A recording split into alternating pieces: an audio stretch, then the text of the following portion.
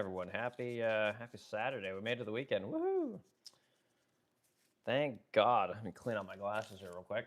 So, we got a big topic today. We generally get quite a few people in these streams on the weekend, so I thought this would be a good topic for today. Are the Democrats? Have they been reading The Art of War? Right? Have the Democrats specifically not been pushing back against Donald Trump's policies, specifically as it pertains to the war in Iran, for a reason, right? Sun Tzu has a popular book called The Art of War, if you've never heard of it, and one of the most popular phrases in that is "Never interrupt an enemy while he's making a mistake," right? And I think that's what's going on. I think the reason Trump's not getting any pushback on this war is because the Democrats they're just twiddling their whiskers right now, waiting for the 2026 campaigns in November. Right, they're just waiting for the elections to happen because they know for a fact that the Democrats are most likely to take back control of the House of Representatives and the Senate. Right, and if this happens, this will put them back into power. And my fear, and what we're going to talk about in this discussion today, is that these people believe that the Trump supporters that are going to vote for the Democrats believe that we believe that their policies are better, or that they have a mandate to push their agenda, and that this is what we want, right? Trump didn't work for us, so therefore we want the Democrats' policy, right? Trump didn't do the things that he said he was going to do, so maybe the Democrats are going to do it. And again, they're going to, their egos are going to get built up, and their confidence is going to get emboldened, and they're going to push to bring back some of the policies that ushered in Donald Trump, right? So we're going to get the swing back to the left, right? Like, again, I keep saying we elected Trump to bring us back to the middle, maybe back to the right a little bit more, and Trump hasn't done any of it. Like, he's really been a failed president in my estimation, other than closing the border, and getting some piddly-ass tax cuts in. But yeah, I think this is what's happening. These guys are literally, they don't want to interrupt Trump. They want to let him, orchestrate his Iran conflict. They want to let him, give milk toast to the mass deportations. They want to let the Republicans lose hope and faith in the person that they elected, so that then they will then vote for the Democrat politicians, right? So again, this is what I think is ready to happen, and this is wildly scary, guys. Like, I don't think enough people are thinking further enough down the trough, as the rednecks say, because they just don't understand what happens when, again, you have a democratic republic, right? You have a situation where you're supposed to be able to vote for a person, you vote them into office, and then they do the things that they campaigned on, and then you find out the things you like, the things you don't like. Maybe you vote the other side into office, and then they elect their things, and we have kind of this back and forth. Well, again, when the voter base starts to think that voting doesn't matter, or that voting doesn't matter as much as it used to matter, what happens is you start getting more and more wild people running for office, right? Again, that pendulum's always swinging. And again, I thought the thing couldn't go any further left than Biden, but clearly Donald Trump didn't really even get us back to the middle, right? So we're still kind of here in the middle a little bit. But what's going to happen is, again, the Democrats, when they get elected in 2026, they're going to take back the House and probably the Senate. These guys are going to go for broke. Right, they're going to go for pushing back against all Donald Trump's policies. They're going to shut him down. They're going to have him in front of different investigation groups. They're going to be having this. This guy's ass is going to grow roots, because he's just going to be sitting in front of Congress the entire rest of his presidency. He's going to be a complete lame duck. Okay, now what's going to happen is the person that's going to come after Trump is going to be someone that's going to be Hitler-esque. Right? And so in this discussion today, I'm going to paint a very, very clear picture about what life was like prior to Donald Trump being elected, because we know what life is like right now, right? And then I'm going to paint you guys the picture of what it looked like in 1939, when the people in Germany were seeing the rise of Hitler, right? Hitler came into power. He did the things that he said he was going to do. And again, Hitler was elected. A lot of people think that, like, Hitler somehow took over power. He was brought into power because essentially people were trying to use the F word here so early in the cast. People were pissed because of what had happened after World War I, right? The amount of austerity, the amount of pain, the hyperinflation, all these things that came after World War I and were pressed upon the German people by the Treaty of Versailles. Okay, people got to understand that when things get bad enough, they elect horrible people. Okay, now, in order to talk about Hitler, right, you got to be able to have an honest conversation because you got a lot of weak-willed people that all they want to do is they immediately say, "Oh God, the Jews, the Jews, the Jews." They can't get past the Jews to have the conversation about why Hitler was so popular, why this guy was elected to do what he did, why Hitler was so successful. And this is the thing that we got to be careful of in America. And I don't even want to talk about the whole Jews and the genocides and all those. I don't. This is not even a part of that discussion. The discussion is about what lays the framework for a guy like that to come into power. Okay, and we're in a time right now where America is getting so frustrated with the political situation that either you get a very right-leaning authoritarian or you're going to get a very left-leaning authoritarian because people are tired of not having a voice. And this is what I think is getting ready to happen.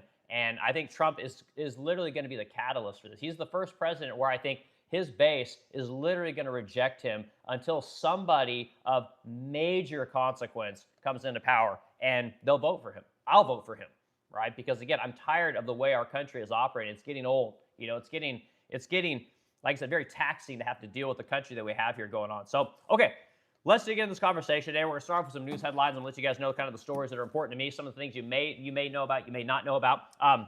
Who am I? Why are you listening? My name is Eric Wilkin, owner of Splendid Crow. We are a fine furniture boutique company. We do about 500 pieces a year. We're known for our high gloss lacquer coating, and we move about 500 pieces a year. And we have 9 employees. We do a low 7 figures in revenue. So I'm not a guy in a garage telling you guys how to build furniture. I actually got a full factory. I got a bunch of people that work for me. Okay, so this isn't one of those situations. We got a lot of those on YouTube right now. We got a lot of people on YouTube that don't actually do anything. They literally talk for a living. I don't do that. I make furniture for a living. I talk in the morning because it's nice. I'm a person. I enjoy it. And I think people like this conversation. They like getting the perspective of a normie dude, okay? So that's what we do here. All right, let's say hi to everyone real quick, then we're going to jump into headlines. We'll go back and forth about the headlines. You guys can put your feedback in there. Let me know what you think is good, is bad, all these kind of things. We want to know your opinions. This is what we do in this chat, right? We start off with a topic, we discuss it, and then where the chat takes the conversation is where we go. So if we start talking about Donald Trump and then we end up talking about ballerinas, that's how it goes, right? We end up talking about Legos, that's how it goes. So let's say hi to everyone real quick, and we'll get on with it. Okay, Vic Seek Peace. Seen you before, dude. Glad you're here. 3191. Best entrepreneur tips for someone starting out. Okay, give me just 1 second. We're going to Vic. I'm going to answer your question. That takes a little bit of nuance. Okay, and also I want to know what your industry is. Let me know where your entrepreneurial aspirations aim. Okay, let's see. Will Peace be digital Hitler? I don't know, man. Or excuse me, will Pence be digital Hitler? I don't know what you're saying there, dude. Okay, but I appreciate your comment. Y7IM, good name, dude. Okay, let's see. TCase9711, I'm pissed about immigration and laying over to get taken over. I said my piece. Yeah, TCase, I'm in your camp, dude. Like I said, I'm super frustrated with Donald Trump as he's literally the liar in chief. He's the deceiver in chief. And again, when I talk about Donald Trump, it drives me crazy because I literally sound like I got Trump derangement syndrome. I sound like I'm a liberal, like I voted for Democrats, and the truth is that I didn't. So okay, the unlimited 0001. That person won't be Vance or Rubio. I agree 100%. Those guys are dead. Grummel or politically dead. Grummoline. Blame capitalism, you moron. Okay, I'm a capitalist. I don't blame capitalism. Okay, Civil Moliak 1077. Good morning. Good to see you. Civil Melik, I guess. Okay, Truth Nation Uncensored back in. Good to see you, dude. Trump says shit out loud when he shouldn't, but that's exactly what I like. I know Trump is kind of like an open book, and that's one of the great things about Trump is he kind of let us peer behind the curtain a little bit. He just said the thing that we all kind of thought, which was great. I love it when we talked about buying politicians, It's so good. Okay, and again, this is like Trump has so many great qualities. He's such a good speaker. He's super charismatic, and he doesn't give a fuck, which is one of the things that we really like in Trump's character. But the other thing is there's clearly Trump is an exaggerator, right? He's hyperbolic and he's a deceiver, right? He'll say anything he has to say. He's a very good salesman to get what he wants. And then once he gets in a position to make things happen, he does what he wants, not what the voter wants. And this is a big problem.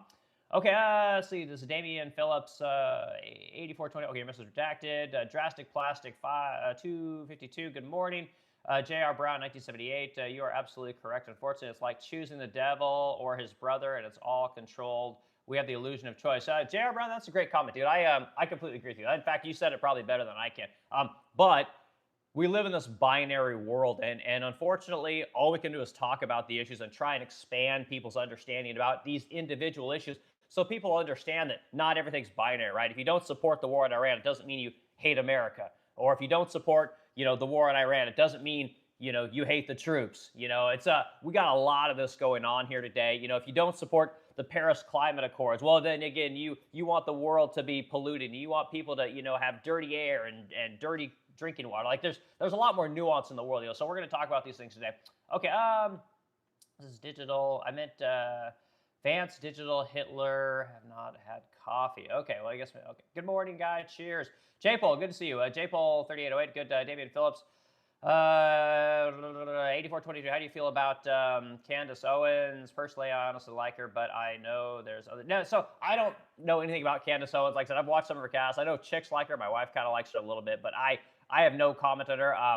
Again, I hear all the stuff on the internet, but I've never watched one of her shows. I can't stand to listen to her talk. She doesn't do anything for me. But that's not to say she does some good points. I think she's like into a lot of conspiracy theory. Again, I own a business. I operate. I got to actually make a product and deliver it on time and on budget.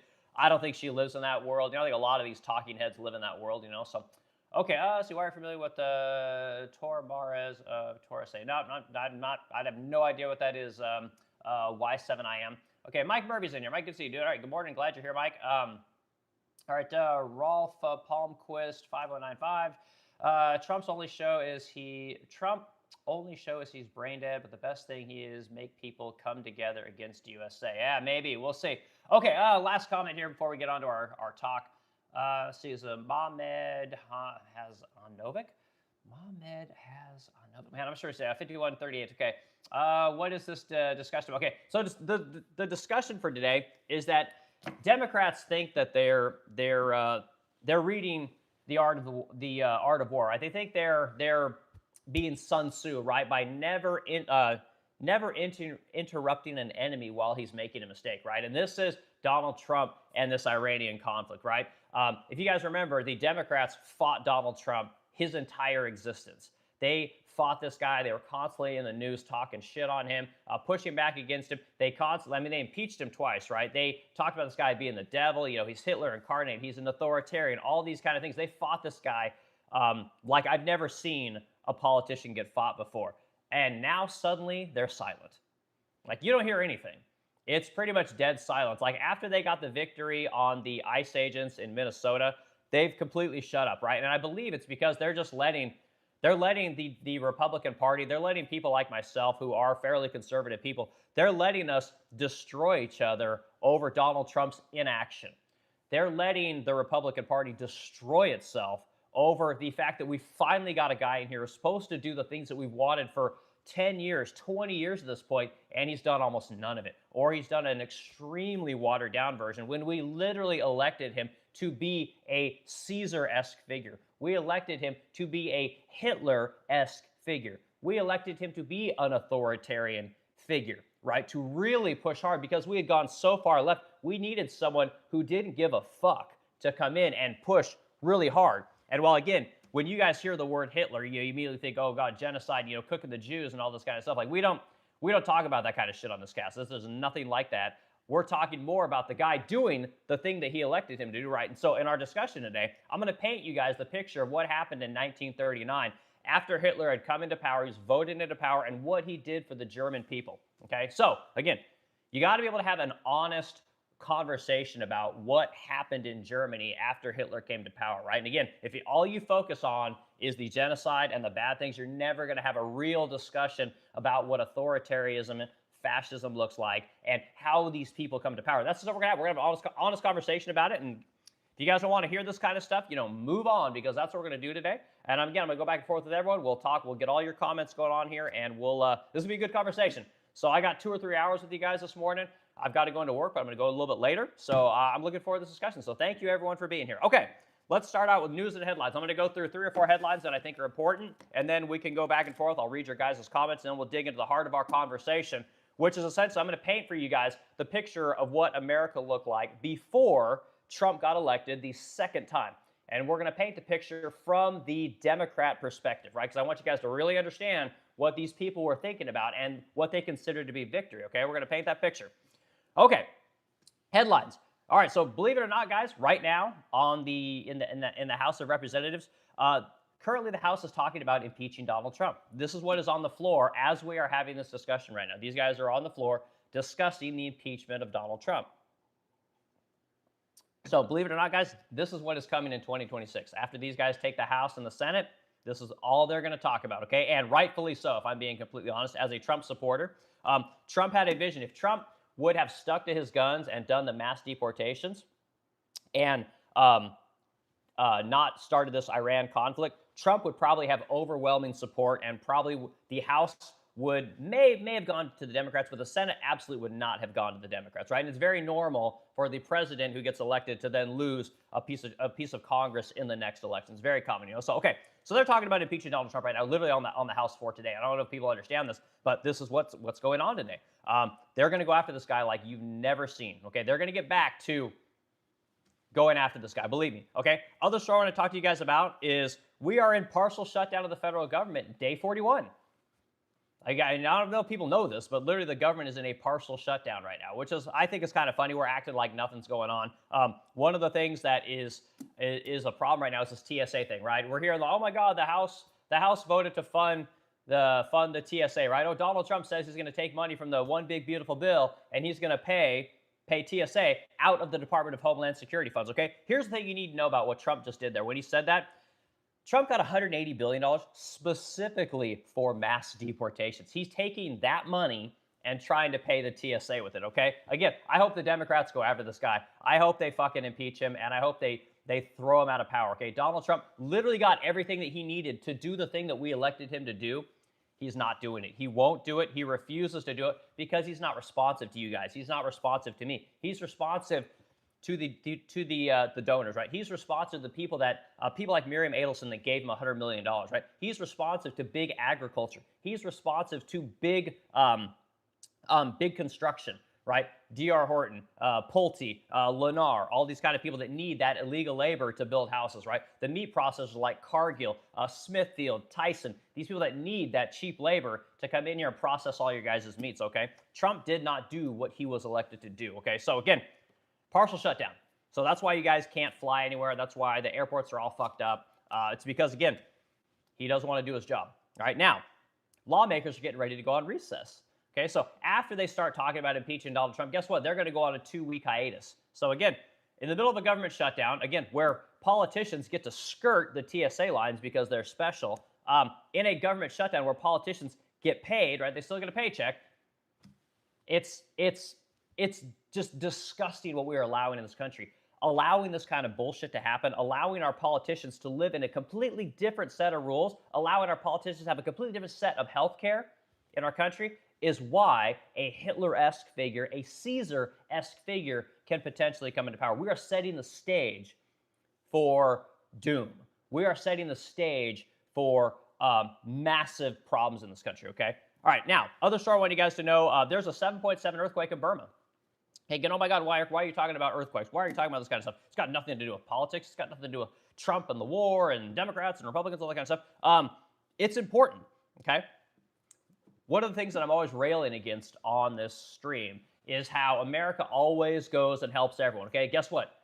We're going to send aid over there. We're going to send aid over to Burma. We'll send helpers over to Burma, even though our country's in a horrible state. Yet, when we have issues, which America, if you guys look at our topography, if you look at our climate, America has more disasters than most countries on Earth, right? This is one of the great double-edged swords about this country. Extremely fertile, lots of great places to do anything, lots of space, but it's very unstable climate, okay? Nobody comes and helps America, and guess what? We probably don't ask for it, but again, if we got all these allies in the world, if we're constantly sending aid, we're sending money, we're fighting other people's fights, we're doing all this kind of shit for everyone, where's our help? Where's our friends? Even if we don't need it. I mean, how many of you guys got friends? Your friends don't need your money. They don't. They're better off than you are. But again, you go help them because they're your friend, okay? You don't see that, okay? One of the things that really bothers me, and I'll talk about this thing every time I see these disasters, I'll point it out how, again, America always goes and helps, and everyone comes, when it comes time to help America, America's fine. They'll take care of themselves. It always goes one direction with all of our allies, right? It doesn't matter which ally, whether it's Europe, whether it's Israel, doesn't matter, okay? All right, last thing we'll talk about is Tiger Woods was arrested for DUI. Okay, why am I talking about Tiger Woods? Okay, so Tiger Woods lives on Jupiter Island. Okay, I've been to Jupiter Island many times, right? It's very close to West Palm Beach. I've got multiple clients in Jupiter Island. This is where all the wealthiest of the wealthy live.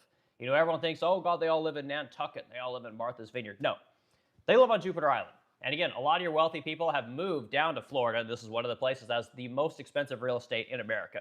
So this is where Tiger Woods lives. Tiger Woods loves to drink. He loves to philander. He's a womanizer.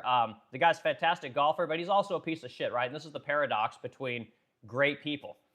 There's no balance in these people's lives. Everything is excessive in their lives. And I think that, you know, he's an interesting dude. But again, I've been down there many times, and it's a beautiful place. If you ever get a chance to go to Jupiter Island, you can just drive over there. It's not a big deal. You guys want to see Lambos and Porsches and wealthy people, want to see famous celebrities, you want to see titans of industry, just go down there. They're all over the place. So anyway, fun little tip for you guys if you ever want to go see some important people. They're all down there, you know. So last thing is Iran warns U.S. companies that all of these U.S. companies are targets over the Middle East, okay? Why is that important, okay? Iran is going after U.S. companies because guess what, guys? Our country is linked to AI, right? These Middle Eastern countries, they are tethered to America because they know that oil is running out and they're trying to diversify their revenue stream. So one of the things they did is they partnered with a lot of the AI companies here in America, which are also linked to our government, okay? So Iran knows that, hey, if we destabilize this area, these guys are going to be in a pile of shit, right? They're no longer going to have money for these AI companies. Donald Trump is terrified that these Middle Eastern countries are going to pull their money out of America to rebuild their own countries, to fortify their own countries' defenses. Donald Trump essentially said, hey, give me all your money, invest in America. Let me go out there and say that, oh, we got $15 trillion of investment. Biden got one, blah, blah, blah. He talks about these numbers. Well, if he can't provide that stability to the Middle East, guess what happens? These guys pull back. Trump looks like an idiot.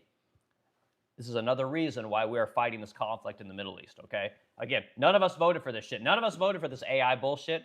None of us voted for our country to be taken over by this tech oligarchy, but this is exactly what's happening. This is another puzzle piece in why we're in the Middle East, okay? It's not just Israel. There's a lot of massive investments in the Middle East, right? That if we can't keep those guys safe, guess what? They're taking that money, they're going to take it someplace else. And believe me, guys, those oil companies are minting money like you've never seen in your life.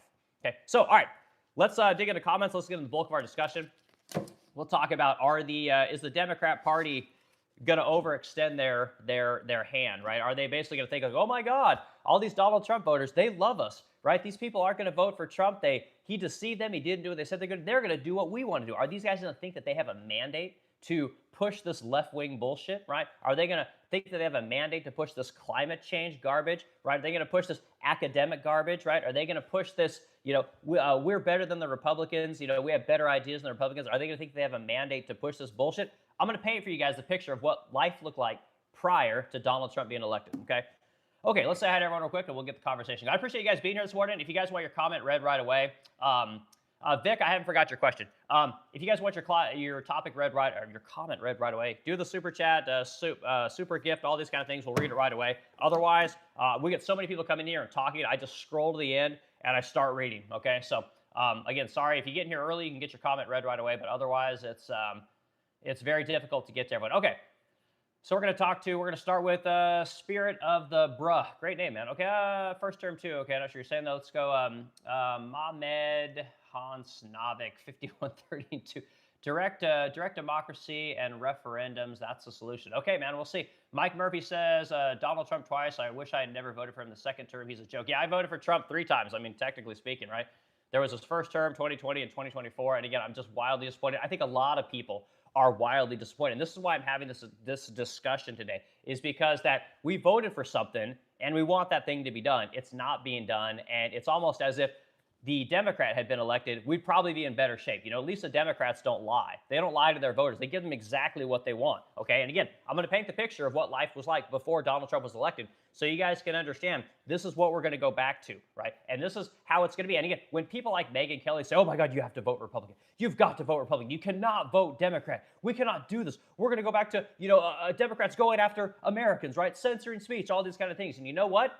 You're right. We're going to go back to all that shit, every fucking bit of it, until Donald Trump 2.0, Donald Trump Hitler-esque, Donald Trump Caesar-esque comes into power and fucking crushes these people, right? Actually ends wars. takes the illegals and gets them the fuck out of here like we've been wanted. Until that person comes into power, we will continue to vote left and left and left. This country will look like, whatever, the most diverse group of cultural fuck-ups you have ever seen, right? Everyone will be gay, tons of trannies walking around, everyone's going to have blue hair, everyone's going to have a college education, everyone's going to think the same, everyone's going to be wearing masks because they're afraid of, COVID or the next, whatever, the Omega, the Alpha, the Delta, whatever variant of whatever stream is going to oppress the people. We'll buy into all of it until the politician that we want comes in who is willing to do exactly what he says he's going to do for the Republican Party, okay? And again, all you people that said, oh my God, vote independent, vote libertarian. No, libertarian ain't going to work, okay? We want a Thomas Massey. Thomas Massey would be great, but guess what? He's going to have to run on the Republican ticket. It's the only way that guy's going to get elected, okay? Now, continuing on. Mike Murphy, I like your name, dude. Okay, let's see. We got the limited. Okay, limited. Your comment was reduced. I don't know if we got our moderators in here, guys. When our moderator comes in, we got two moderators here. When they come in, all your bullshit comments are gone, so get them in while you can. Okay, we love him. Okay, cool. Hasi, let me know why you like Donald Trump. I want to know in the comments. Tell me if you guys voted for Trump and you think that he's doing a great job. I honestly want to know, what is it that you like? Where is, like, the border? I agree. I think he's done great on the border. If you guys think he's done great on mass deportations, great. I'm going to give you guys the numbers on where Trump is on mass deportations in his presidency and where Obama was on his presidency. I got it pulled up right here, okay? And what you guys are going to realize is Trump is not doing his job. Trump literally had a mandate to go in and get these people, round them up, put them in cages, put them in buildings, put them in whatever, make it like this is 1944 in America and we're going after the Japanese, okay? He was literally elected to do this uncomfortable thing that, again, a lot of Americans weren't going to like to hear, or excuse me, weren't going to like to see, but he was elected to do this thing. And again, he won the popular vote and he won the swing states, which almost never happens for Republicans. So he had a mandate to do what we told him to do, and he doesn't want to do it, okay? So let me know what you like about it, and let me know why. Okay, Trump is the GOAT. Again, Missy, let me know what you like about Trump, okay? What we do about comments here is you have to add a productive comment. You can't just say, I like this, I don't like that. This good, this bad. No. Run around with your club, beating up people. You have to add why, right? And if you have a problem with something, you have to have a solution. This is what we do in this cast. We want productive comments. We want comments that move the conversation forward so that other people can interact with all of us and I can interact with you. I don't respond to just dumb comments. Okay, he's with one of the Trumps. Okay, this is, are you training? R5P, not sure. He's with Trump's ex. Okay, not sure what's going on there. This is Blue Wave Dave. We got Dave, 8830. Tiger Woods should lose his driver's license. I agree, man, Dave. Again, the guy's just spiraled into a degenerate. I feel bad for him, but it happens. Okay, see, J Atkins, W3J, the Unlimited. All right, Major Award. Yes, I know everyone loves the lamp, and again, here you go. There you go. It's a hat. Everyone seems like when I do the hat thing, so I try and do it once a stream. So, again. We'll get some more goodies up there from the various Christmas movies that I love. This is just one of them. I also love National Lampoon's Christmas Vacation. All right, Shell 2014 says liar. Okay, well here's Shell. Listen to me. Okay, when you say liar, okay, what do you mean? Okay, your one word comment does not help us. Okay, you're an idiot again. Okay, why am I an idiot? Let me know. Okay, you voted for this. Okay, Adam's 8830. No, I did not vote for this, Adam. And this is exactly why I think that what we're going to get next, and it may not be in 2028, it may be 2032, it may be 2030, 2036. Okay, I have no idea what's going to come next, but I know what it's going to be. It's not going to be someone who is more milquetoast. It's not going to be someone who runs on a generic platform. It's going to be a very specific, authoritarian, fascist type person. And guess what? We'll vote for them. Okay, we're going to go so far to the left, right, that the only way to go is to break it, right, and go so far to the right that everyone's rights are crushed. This is what's going to happen. This is what I believe is going to happen. And again, I'm going to paint the picture for you guys. I'll paint you guys what life looked like before Donald Trump, according to a Democrat. And then I'm going to paint for you guys what Germany looked like in 1939, according to a German. Okay? And I want you guys to understand how this is. And again, we don't need to talk about what's going on right now. I think we all know what's going on right now. Okay? A few more comments, guys, and we'll get into our discussion. All right, scroll back. Let's find some good comments here. Okay, is this Zelly? 415. Cali is going to be a red state for the first time in a long time soon, officially. Man, I hope so.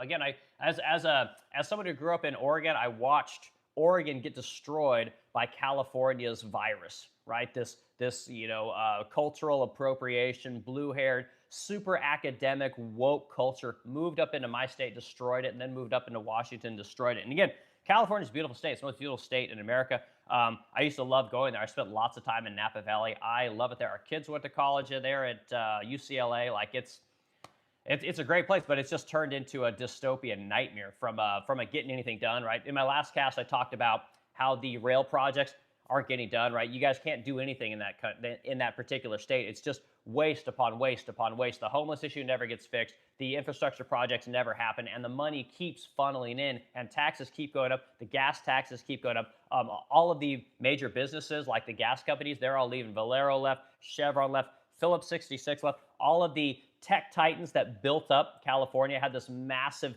made it the most wealthy state in the union, right? Essentially left. They all moved to Texas and they moved to Florida. They're all gone. They can't believe what happened. And again, these are woke people. These are people that believe men can become women. These are people, that love the idea of carbon tax credits and offsetting climate change. Like, they love this stuff, but it got so crazy out there that they even left, some wild stuff. All right, super chat coming in from, or super gift, excuse me. Super gift coming in from, who is this, Josh? I see, yeah, Josh Manska's in here. Thanks, dude, I appreciate it. Sent the thumbs up gift. Again, Josh, I don't know if you got any comments in here, but it doesn't look like you just sent a gift. Okay. All right, a few more comments, guys. We're getting to the bulk of our discussion. All right, user TTB's in here. Good to see you, dude. Okay, we're fucked either way. Okay, well, we'll see what happened, okay? No, he did not win the popular vote. Okay, well, Bonnie Kirkland, I don't want to tell you, okay? Maybe he did. Maybe I'm wrong. But I appreciate the insight. Okay, and maybe he just barely didn't win it. I could look it up, but I'm not going to do it right now. Okay, Daniel, YRGA 4730. What is the 360 credit score? Is this nonsense? What in the 360? Okay, again, I don't know. Last time I looked at my credit score, I think my credit score was 744. It's like I'm right there at 750. I don't have fantastic credit. Like I said, I got a business. I got credit cards. I got loans. I got, all kinds of things, So I don't know. What are you guys? Let us know what your credit scores are. I'm kind of curious. Like I said, I tell you guys, I'm an open book. Okay, AJ, I'm not even trying to read that. I don't even know what the hell that is. 6198. Okay, yes, he did this time. Okay, not sure what you're saying there. Add more context, guys. Okay, you're an idiot to vote for this moron 3 freaking times. Again, this is one of the things that I think Democrats are going to think. They're going to think that, oh my God, these people are realizing how ridiculous Donald Trump is. They're going to realize that Trump's the liar in chief. They're going to realize that Trump is fake, right? That he's a terrible guy. They're going to like our policies. And I'm here to tell you guys, no, that is not what's going to happen. And this is what I'm terrified of, is that the liberals and the Democrats are going to feel emboldened by the amount of Republican voters, Trump voters, they're going to come over and vote for them. Like, oh my God, they want our policies. We're going to create this utopia that we had prior to Donald Trump coming into office. It's going to be amazing. We're going to be letting, men into the women's sororities. We're going to be letting men into women's bathrooms. We're going to be, letting, let us rejoin the Paris Climate Accords. Like, we're going to bring back work safety. We're going to bring back more EPA, more OSHA. They think this is what we want, and I'm here to tell you guys, Democrats and liberals, this is not what we want. We're going to give you what you want because we're going to try and build up a more authoritarian figure, a more right-leaning politician who's going to push even harder to the right because we cannot get it here in America. Okay, this is the thing that's getting ready to happen, guys, and I don't think Democrats see what's coming. It's gonna get really bad. But this is what it's going to take to bring the country back to where it needs to be. It's going to take, again, 50% income taxes. It's going to take legislation saying that men can be women, right? It's going to take legislation saying that, all the federal student loan debt needs to be paid. It's going to take universal health care, universal child care, universal education. It's going to take everything that these people say that they want. They're going to get it. You're going to pay for it. I'm going to pay for it. But what that's going to produce is going to produce a very pissed off, authoritarian, Hitler-esque figure. And guess what? We're all going to vote for him because we're going to be tired of losing. We're going to be tired of not getting what we want. We're going to be tired of being made fun of because we believe, in heterosexuality. We're going to be tired of being made fun of, because we believe in hard work. We're going to be tired of being made fun of because we believe that men can't be women. We believe in these basic kind of concepts. And again, it's going to happen, So, all right, guys, let's get into our discussion. Let me see if we got any other normies in here that come in all the time. Okay. Josh Mann says, I'm at a 790, man. Good on you, dude. Credit's a lie, by the way, guys. I don't know if you guys know this. It's all a joke, but it's the system that we have. My score is 662. My ex bought a car and a credit card in my name. I had no idea. It really did damage. Ouch, man. So, John Anthony F77. That sucks, dude. I'm so sorry. That's one of the worst things I've ever heard. Bought a car on a credit card. I know when you have credit cards that have those kind of limits, which I know we've got several of them. Like Oh, that's scary, man. That's so scary. Oh my God, that's crazy, man. Great comment, dude. Okay, last comment I'm going to comment on, and then we're getting into our discussion. Follow Dave Ramsey. You do not need a credit score. I know, Shell. It's a great comment. I think that Dave Ramsey is kind of a fraud myself, but his theories are not wrong. But then, so water is wet, right? The sky is blue. You can use the Dave Ramsey theory of things, and yeah, but I appreciate your comment. Okay, so the very first comment that we got in here this morning was, what would I do how would I recommend that someone get into start a business, right? And I want to make sure I read the comment correctly, and then we're going to get to our discussion. I want to make sure I answer this. Vic Seek didn't respond to what I was asking for. So best entrepreneurial tip for someone starting out, okay? The best tip that I can give you guys if you want to start in business is learn to sell, right? Learn to talk to people, right? Learn to be extroverted, right? Don't be one of these people that hides behind a screen, that lives at home, works from home. You need to be able to go to someone and say, hey, you know what? Can I have the sale? Can I ask for the sale? This is the most important thing in being a business owner, right? It's not, are you really good at doing the business? Are you really good, at making furniture like me? Are you really good at website design? Are you really good at just straight up talking? No, you need to be able to converse with people. You need to be willing to ask for a sale, and you need to be able to go back to a client. When a client says to you, hey, you know what? Go fuck yourself. I don't want you to ever call me again. I hate your product. I hate your service. You need to immediately be able to say, so can I call you next week? Like, this is probably the most important skill. And this is a skill I honestly don't have. My wife has it, which might be the only reason we have a business. Okay. So that's the number one tip I can give people that aspire to be entrepreneurs. Okay. So I can give 1,000 other ones, but that's the one I'll give you right off the top of my head. You have to learn those kind of things. I've told you guys many times before, the other thing you got to learn how to do, you got to learn about websites. You got to learn about marketing. Okay. There's a lot of other things that are wildly important to a business. All right, guys, let's dig into our conversation. And I appreciate our meeting this morning. Mike Ruby says, that ain't what we want whatsoever. We just want America to be great and safe, and that's it. That's me. And Mike Ruby, I appreciate your comment, dude, and I agree with you. This is all that we want. But the problem is that when you don't get that, voting the way you're supposed to vote and being promised the things that we were promised, what happens is people push further to the left because that person does not deliver. His solutions to the problem do not happen, right? Things like basic law and order. This does not happen. Okay, so this is what I believe is going to happen. You guys don't have to agree with me, but this is what I think is getting ready to happen. Okay, so let's dig into our discussion. And again, I appreciate you guys being here this morning. We should have a great discussion. I'm very excited to get this thing going. All right, so today we're going to paint the picture of what's getting ready to happen and what I think is going on here. Okay, so what was America like when Donald Trump, right before Donald Trump was elected? Like, what did Joe Biden do? Why were people so pissed off in 2020? Right, they believed the election was stolen. It may or may not have been. I have no idea. But when Donald Trump was elected in 2024, people were ready, and they were just ripe for change. Right, they were ripe for law and order. They wanted the illegals kicked out. They wanted taxes cut. They wanted the government overreach, the censorship. The authoritarian tactics of the left to be pushed away, right? They wanted the country to move a little bit more to the middle, right? This is what they were looking for. All right, so here we go. Let's paint the picture of what was going on. Okay, this is according to a Democrat. What did America look like? What did America look like when Joe Biden was elected? Okay, so I literally got all this information from a heavily left-leaning website because I want to be able to paint a picture of what these people were thinking, because you got to be able to get in people's minds, right? It's easy to get inside of a Republican's mind or a conservative's mind because I'm a Republican conservative-esque figure, right? All right, so Joe, let's start. Joe Biden's accomplishments, all right? Why would people like this guy, okay? So his big thing was building back better, building from the middle out, right? Again, not starting at the top, not starting at the bottom, but the middle out, right? He's a middle-class guy. This is Joe Biden's. Even though you guys know Joe Biden never had a job in the private sector, can you guys believe that? The guy was literally in politics for 50 years. I think he was the youngest senator ever. Pretty. I mean, it's impressive to a degree, but again, to be that out of touch with how the economy works just is mind-boggling. Okay, so things that he had this economic recovery and jobs creation. Okay, so if you listen to Democrats, if you listen to what these guys perceive Joe Biden to have done, basically he passed this thing called the American Rescue Plan. All right, $1.9 trillion stimulus to provide direct relief to families, expanded unemployment benefits, sent stimulus checks, and accelerated the COVID-19 rollout. Right, so we were going during the COVID pandemic was happening, and again, it was crazy times. None of you guys remember everyone sitting at home collecting checks, buying stocks, buying comic books. YouTube had blown up, Netflix had blown up. It was wild times. The police were going around shutting down the parks. People were going around putting sand on the skate parks. People were going around shutting down the walking trails, shutting down the beaches.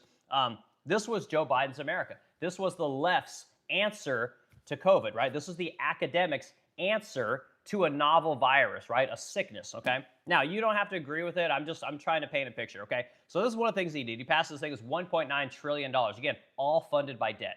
Every fucking bit of it was funded by debt, okay?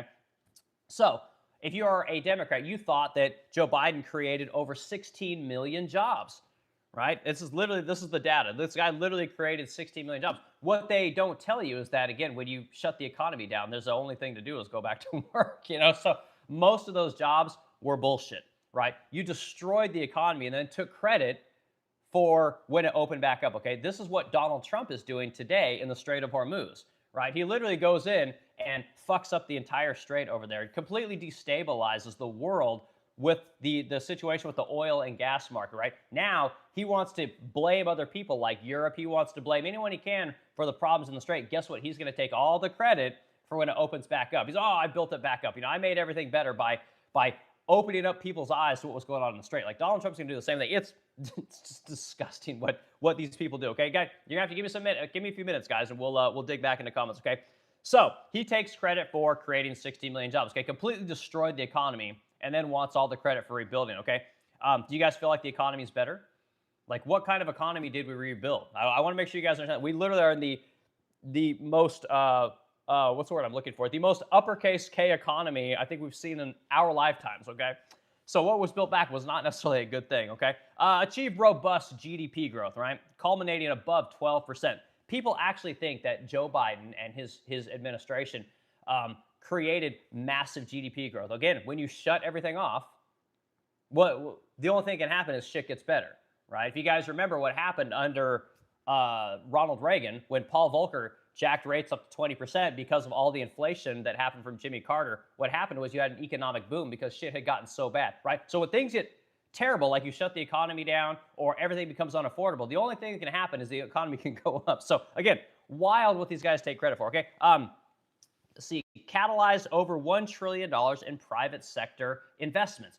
This is the thing that Donald Trump's doing now.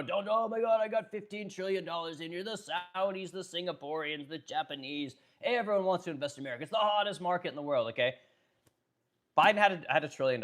Trump, has $15 trillion. But again, I'm here to tell you guys that $15 trillion, it's all going to get wiped out if this Iran conflict goes bad, okay? Not all, much of it is going to get wiped out. I'll put it that way, okay? So other things. So historic infrastructure investments, okay? So we have 1.9 in printed money, right? For this, what was it called at the time? The American Rescue Plan, okay? Again, they always fucking name these bills the exact opposite of what they do. Historical infrastructure, okay, signed the bipartisan infrastructure law, right? This is in 2021, okay? A once-in-a-generation, $1.2 trillion investment in America's roads, bridges, porches, airports, broadband, clean water, electric vehicle charging networks, okay? Do you guys remember what happened to all those electric vehicle charging stations? You guys seen any of those? Do any of you own electric cars? Like, I got a Tesla. I've driven my Tesla up to Chicago, and I've driven it out to Kansas, okay? There's no electric vehicle infrastructure unless you own a Tesla. It's all Tesla. And there's another company called EVgo, and they have some electrical charging stations. Otherwise, there's nothing. Practically nothing. The government wasted $1 trillion. No, I take it back. I need to make sure I get those numbers correctly. I believe it was $7 billion? $7 billion for EV charging station network. They created nothing. And again, just like California, and their light rail project, again, no one's saying, hey, where's my fucking chargers? Where's my money? Okay? They're just going to continue and blindly think that, oh God, it's being designed. It's being planned. Oh, you'll see them. It's going to happen. It takes time. Oh, next election cycle, you'll see that charging network. Just get us in office one more time. It's going to happen. Or, hey, we'll double up. We didn't spend enough money. We'll spend more money. We'll get better planners. Okay? They waste money. It's just insane amounts of money, guys, okay? So you're never going to see those charges. You're never going to see any of that shit because this is what Democrats do. And I get Republicans do too, but again, this is what we're starting out the Democrat side of things, okay? So again, what they did is they spent all this money on EV, okay? Now, the other thing you guys need to understand about the whole EV infrastructure thing is Ford, Chevrolet, Volkswagen, a lot of these companies got massive checks from the federal government, okay? Lithium companies, right? I used to trade lithium, okay? Tons of lithium dollars went through the Department of Defense into a lot of these companies, okay, to develop this infrastructure, to develop this technology. We already had it with Tesla, but they essentially gave this money to their union buddies. They gave this money to these corporations to develop this technology, right? And you guys remember that when they were handing out all this money, they didn't invite Elon Musk, the guy that made all this shit possible, the guy that has the infrastructure network for all the chargers across America. They didn't even fucking invite this guy to the EV summit, to the electric car summit. Okay? This is one of the major problems with the Democrat Party. They talk a lot of shit. Oh God, we want safe air, safe drinking water, right? We want to have, EV technology, no more gas, no more oil. Everyone's going to drive an EV, no more reciprocating combustion engines. We don't want any of that. Okay? Yet they won't promote the guy that made all that possible. They won't even talk about that guy because, again, he might lean a little bit right.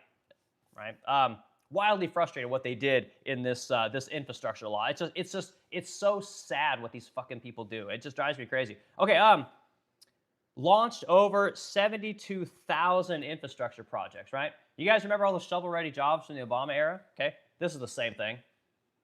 It's just a massive waste of money. It's a massive give out to construction businesses, to cronies, NGOs, all these kind of people. You guys are going to get nothing from this. Do you guys feel like America, the infrastructure was built up? Do you guys feel like this looks like Dubai? Does this look like Shanghai and China?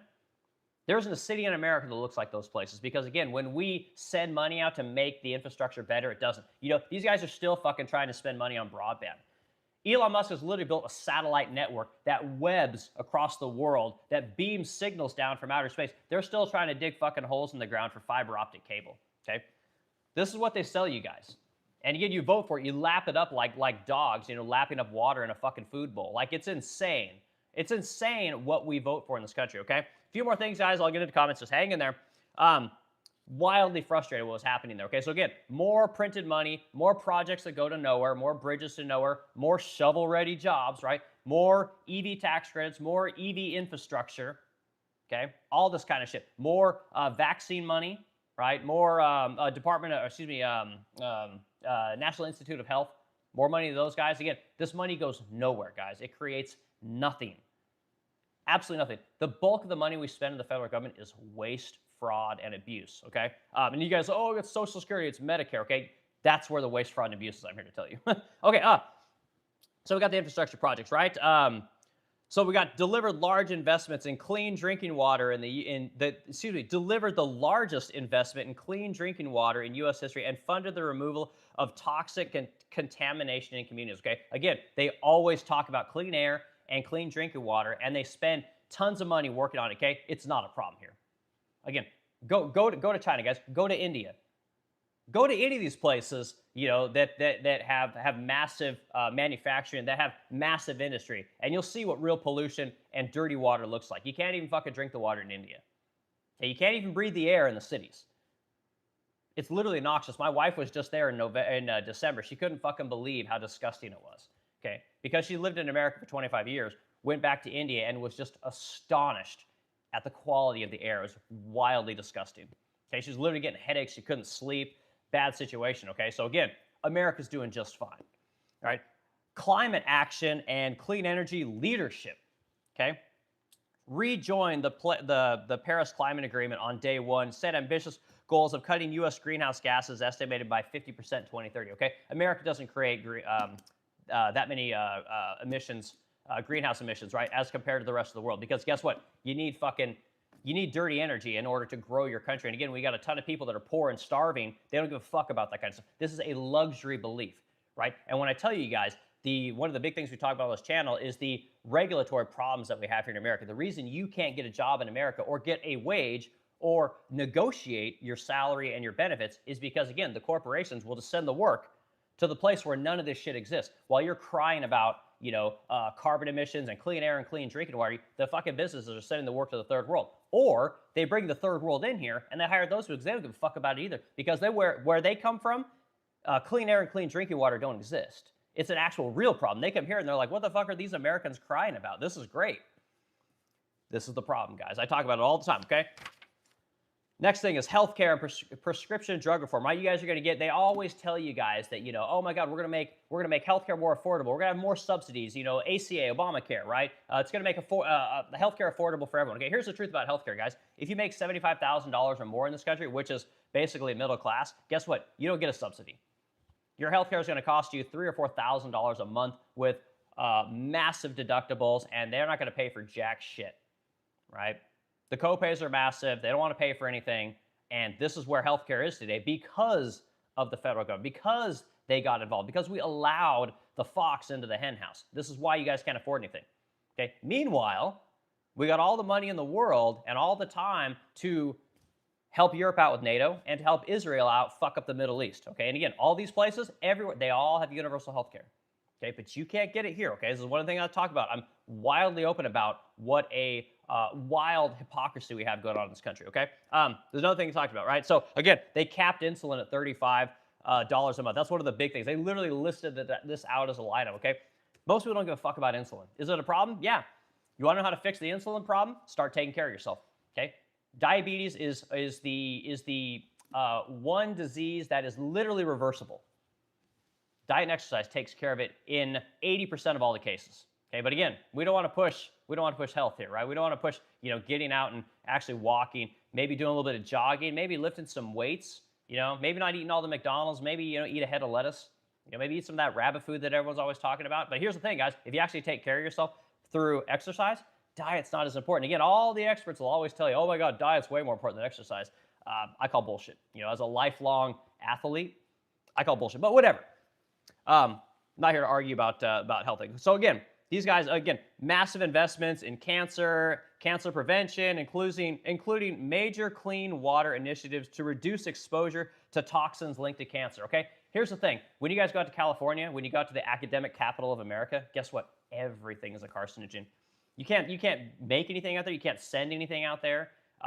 Drivers and delivery drivers fucking hate going out to California because of all the regulations and bullshit that's out there, okay? This is another thing. The cancer research, it's a waste.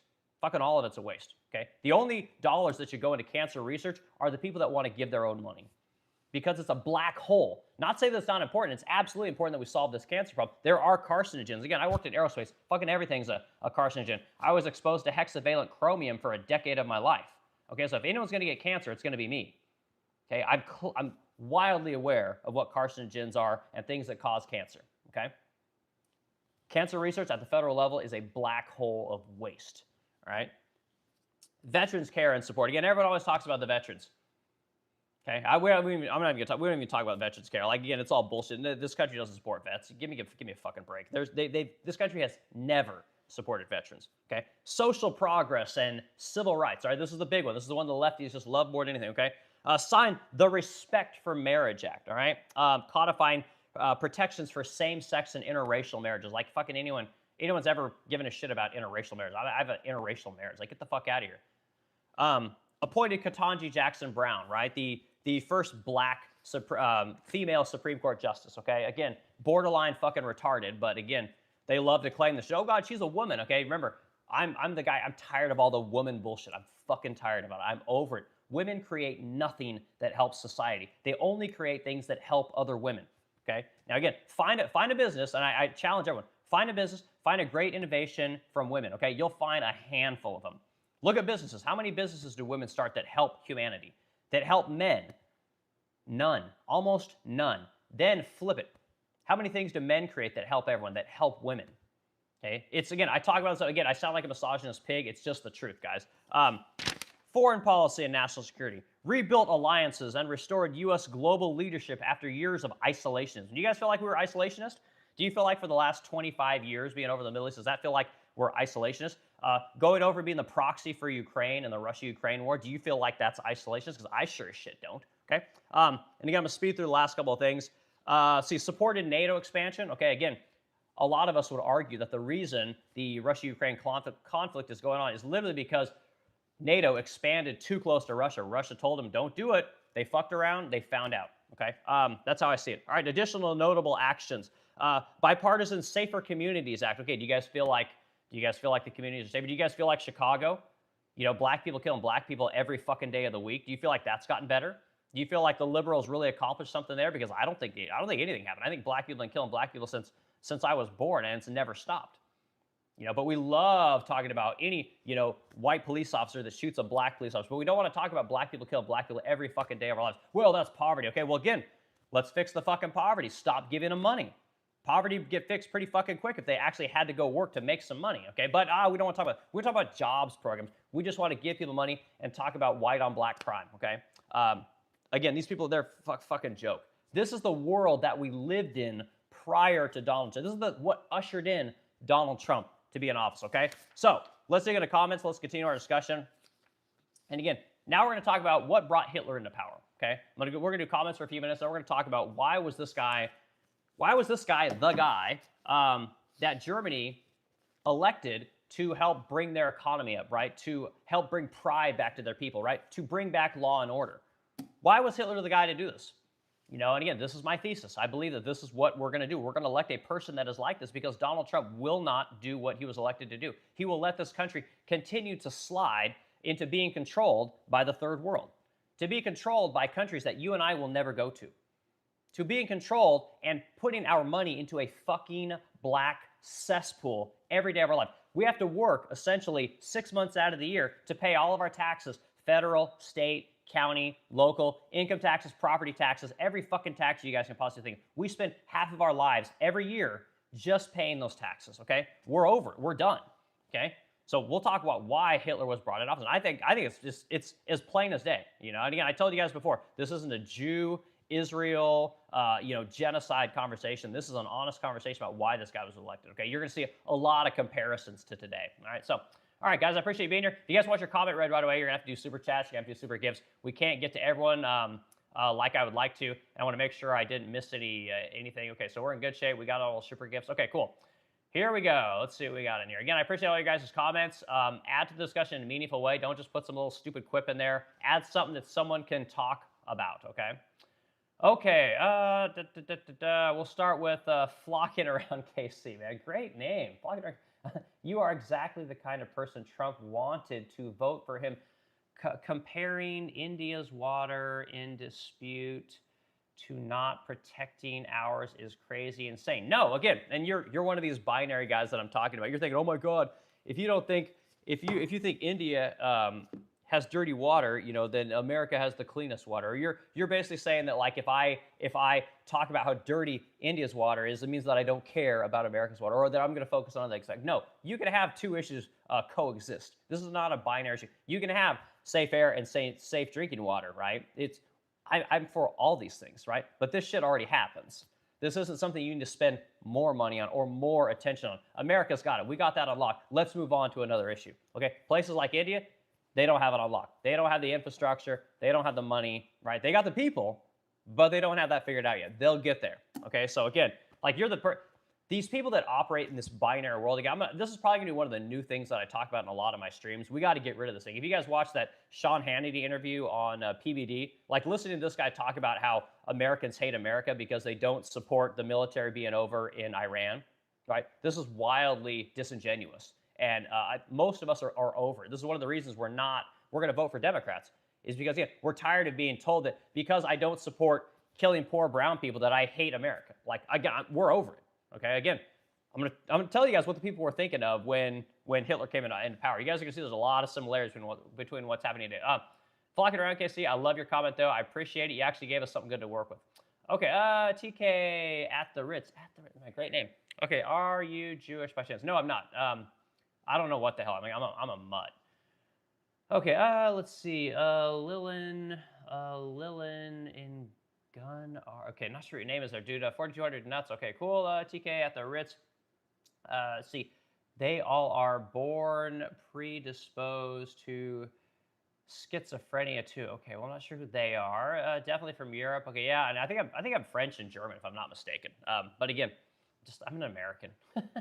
Okay, most of you guys are probably Americans too. All right, Shell 2014 flocking. You believe Trump doesn't want to have clean water? Yeah. And again, this is the thing. Like, again, but this is what people do. It's like, well, if you don't support all the money for clean water infrastructure, that means you don't agree with clean water, right? You don't agree with clean air, right? If you don't support the Paris Climate Accords, well, clearly you want everyone to choke on noxious vapors. And it's just like you guys can't be this fucking retarded. Like we can't have a group of people that are this dumb. Like like the internet and like academia, they made everyone really smart. We have access to all this information. I mean, you can't tell me that people don't understand these issues. I refuse to believe that we are as intelligent as we were back when we were, in the caves. Like we've gotten a little bit smarter. I would think we can hold multiple ideas at once. I would hope. Anyway, itchy nose. Okay. Shall I appreciate the comment? Okay. This is TK at the Ritz. He must have went to the same school for speech as Ben Shapiro. Okay, I'm not sure what you're saying there, dude.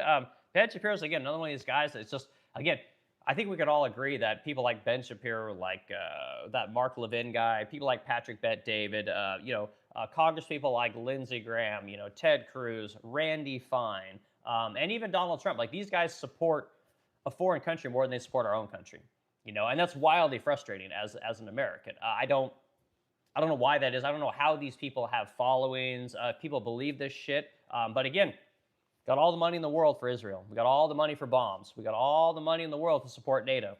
We got all the money to fight Russia and Ukraine. Okay, you guys can't get healthcare. You can't get childcare. Again, we don't give a fuck about the youth in this country. We do. We say, oh God, go to college, youth. You're going to get a job. It's going to be amazing. You're going to get the American dream. Okay, it's not producing the American dream. Okay, so we got a lot of issues in this country we got to work on. But again, I don't know about this whole Ben Shapiro thing. I'm not a Ben Shapiro watcher or listener. Okay, Mr. Rorschach 90. Mr. Rorschach 90. Okay, you are joking. Okay, cool. Mr. Rorschach, wildly ignorant. Okay, good. Again, tell me why, Mr. Roshi. Again, if you're so smart and if I'm ignorant and you're not, tell me why. Okay, we got to be able to bat this thing back and forth. Okay, dude, what are you talking about? All right, you think, Kim, you know what we're talking about at this point. Shell 24, take care of your health, 100%. Okay, I can't even pronounce your name. Okay, best president ever. Okay, again, I hear people say this. They're like, Donald Trump's best president ever. I love this, Donald Trump. This is fantastic. Okay, again, tell us what you like. Like, get your opinion. This is what we do on the stream. And again, when the moderators come in here, guys, if they come in, I don't know if they'll be here today, they're going to start booting all you guys. All your comments are going to get restricted. And again, you got to have something that's helpful, okay? The Ritz, I think the lamp was made from this mom after he escaped the holly. I heard that me mom died in the holly. I forgot about that. That kid needs to put that thing on a T-shirt. People would buy that up in that was. And again, I'm one of these people too. Like again, I don't give a fuck about the Holocaust at this point. Again, I don't ever want that to happen again. I can appreciate what happened there and understand the Jewish people's point of view. I get it, okay? But we got problems to focus on today. And again, I'm here to tell you guys that if Donald Trump does not start doing what he was elected to do, right, which is essentially enforce the rule of law, close the border, which he's done, and kick out the illegals, right? These are mainstays of his presidency, and not do isolationism, but be a non-interventionary president, right? To help reduce global tensions, right? Help to reduce global conflicts. If he does not do this kind of stuff, again, you will get a Hitler-esque figure coming into America. Like I wholeheartedly believe, and again, you guys don't have to agree with me, but this is what I believe. And I'm going to tell you guys, again, the next thing we're going to talk about in our chat today is what the average person thought of Hitler in 1939, okay? I want you guys to understand exactly where we are today and where we're going if all of us, not all of us, but many of us Republicans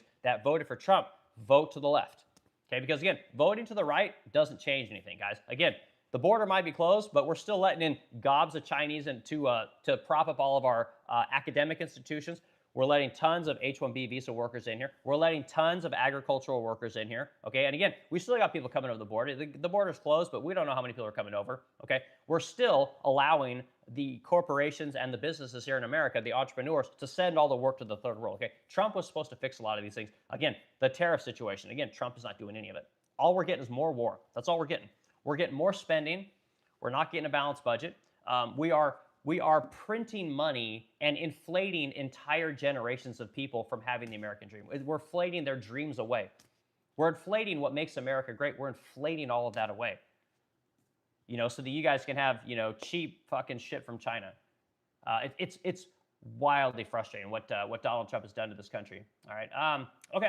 Roxy is God, man. Great name. Roxy is God. 2725. Heard of a business law. If you want if you want to feed a poor man, give him not a fish, but the ability to fish, a fishing rod, so he can feed himself raw. Again, I think that's great, man. I think it's very, very famous quote, right? You can give a man a fish, feeds him for a day. Teach a man a fish, feed him for a lifetime. Again, we got to teach people how to do shit so that they can get what it is they want in life. Okay, I say it all the time. If we do not produce a society where the young people are excited to live in the society that we've created for them, if we don't do that, guys, they're not going to have kids, which is exactly what we have going on today. If we create a society of people that live in apartments, 15-minute cities, drive Waymo autonomous cars, you're going to end up with a society of dinks. Dual income, no kids, right? Everyone's got to work 2 jobs in order to survive. They got to work 3 jobs in order to survive. Kids aren't in the equation. They're too expensive. So women forget what it's like to have children. Men forget what it's like to raise men, raise daughters, right? We create a society that works for us today. We don't give a shit about society of tomorrow. This is what I believe the boomers have done. And unfortunately, I got a lot of boomers that follow me. And again, I'm sorry, guys, but this is how I see society going. I see that the people that are in government today, the older boomer generations, all the laws and the rules that we pass in this country, the things that we do today are to help support the boomers into retirement and into their death. And I don't think that's okay. Again, everyone in America has to take less. Absolutely everyone. And that goes for you people that are on welfare. That goes for you corporations that have corporate carve-outs and massive tax cuts for your corporations. You got to give that shit up, man. You boomers that believe that you're entitled to Medicare and Medicare and Social Security, you got to give some of that shit up. We all have to take less. But again, nobody ever wants to take less. No one ever tells me in the stream what they'll take less of. It's always someone else that has to take less. It's never them. So anyway, let's see. This is who do we got in here? We got Lacey 562. Okay, it's too early in the morning for this. Okay, from black to black, crime to Hitler. Oh my gosh, I know. And again, like heaven forbid we talk about one issue. You guys go to Fox News and you guys can just talk about the war, right? Go over to CNN, right? And you guys can just talk about how awful white people are. Go to Breaking Points if you want to talk about, Epstein. Again, you pick your poison. You go to watch Candace Owen if you want to, do the conspiracy theory all day long. Okay, again, we talk about a lot of issues here. All we do is go through the comments and we let the comments dictate where the conversation goes. I try and steer it on course with the general structure of what I want to talk about for the day. But again, if we end up talking about Hitler and then moving over to Legos, that's how it goes in the stream. Again, that's one of the reasons people like this chat is we actually talk to the people in the chat, So, okay, if you guys just want to listen to me talk, put it in the chat and I'll just talk. I won't comment with people, but it seems people like it, so. Okay, see, that is the Democrats, not Trump. Okay, well, Shell, tell me what that is. Nice land, bro. Thanks, dude. This is Rossata Ferret. Okay, Gabe Sewell, 9562. Do you hate Jules? No, I don't hate Jules, and I don't hate Jews, dude. All right, Nikola Tesla, you work for free for 106 days of the year. And again, this is one of the things I'm talking about. And it might be 106 days. Again, as someone who actually makes a decent fucking salary, I work for even more days. Okay, again, my house, $17,000 a year in income taxes, or excuse me, property taxes, right? Living in Illinois. Okay, I don't know what you guys are paying for your property taxes. Insurance on my house is about $5,000 a year. So again, things get very expensive once you start moving up the income ladder and once you start moving up the property ladder. And we got to fix these things. So, okay, let's see. J Poll 3808, Shell, he's doing comparison. Pay attention. All right. He has the Dem list. That was the Dem list he was reading from. Yeah, and exactly. Yeah, that's the thing. I'm only talking about what America was like prior to Donald Trump coming in. What the Democrat side, the liberal side of the discussion thinks, that America was doing that was so great. Because again, I'm one of these guys. I think that the Democrats are really good at giving their voters what they voted for. This is why we're in the situation that we're in today. Now that the Republicans finally got a voice, we finally got our candidate, and we're supposed to bring the country back more to the middle, and Trump's not doing it. He's focusing on the people that basically paid for his campaign, and he's doing what they want to do. And again, you and I, the voter that voted for Trump, we got to wait till next election cycle. Or, hey, just give me another year. Give me another victory, and I'll do the thing that I said I was going to. I had a guy in here the other day. He was saying, oh, my God, Trump's only a year in, right? He's only a year and a quarter in. Like, give him time, okay? Trump has until probably August to get everything done that we want done because guess what? He's going to lose power. So he could do it all through executive action. But again, once the Democrat gets voted in 2028, it's all gone. We don't have the time that you guys think we have. And again, this is the problem with what Trump's doing. Again, the people that pay for the campaigns and the people that have Trump's ear always get what they want. And this goes true for any politician. The problem is the Democrats had a very long time. They ushered in all the things that their voters want, and they built up the utopia world that they wanted, and good for them. I'm telling you that as a Republican, I'm fucking pissed that we haven't done that on our side. Okay, and you guys can say, oh God, the border's secure. Okay, it doesn't fucking matter if you close the border if you don't kick out the thing that closing the border did, right? When Biden let in 10 million people during his presidency, okay, it's completely natural to think, well, guess what? We get to drag those people out of here. And you'll say, oh, well, there's a lot of process. Okay, well, it didn't seem a lot of fucking process when they were coming in. I didn't hear a lot of Democrats and Republicans crying about people coming in. I didn't hear people trying to shut that border down. Again, you heard a lot of talk around election time, but most of the time, no one gave a fuck, right? But now that we got our guy in office literally running on the thing that we elected him to do, he's like, oh, God, it's really complicated, A couple people died up in Minnesota, and people don't seem to like this thing, and politically, it's not really a winner anymore. I call bullshit. Okay, that's what you're elected to do. I don't give a fuck that people died in Minnesota. I don't care. Do your job. You got 10 million people came in when Biden came in. Guess what? You got 4 years. Get them out. Get them out of here. And this is how our politics are supposed to work. This is how law and order works. You want to keep people from coming up to America next time a Democrat's in office? Kick 10 million out and let them see how awful it is. Let America see what happens when you let 10 million people in this country illegally. Okay? Let them see people being drugged out of homes, drug off the job site, kids being drugged out of school. You need to see this. And it's insanely wild that we don't want to do that. It's just, again, as a Republican, as a guy that voted for this thing that literally pushed for this shit for about 10 years, we're wildly frustrated. This is why we're voting left. And I want you guys to understand this is what is happening. This is what happens when you push people so far to the left, right? And they think they're going to get what they want to the right, but actually they're not going to get what they want. Like, this is what happens. Okay, we push even further. We didn't go far enough left. And this is what brings in the Caesar Hitler-esque figure. Okay, so a couple more comments, guys. We're going to get into it. All right, Mike says, my man is ruthless with the facts. That's why I like this guy. Yeah, and again, I'm not a facts guy. I'm a dumb guy. I never graduated high school, but I use Grok for everything. I tell you guys right up front. You guys don't believe Grok? You think that my stats are wrong? Let me know where I'm wrong. I only talk what I see on Grok. And again, if Grok is wrong, I'm going to be consistently wrong. Or if Grok is right, I'm going to be consistently right. Because every morning I get up while I'm drinking my coffee and I put together gobs and gobs of notes on everything I talk about because I care about this country. I care about the youth.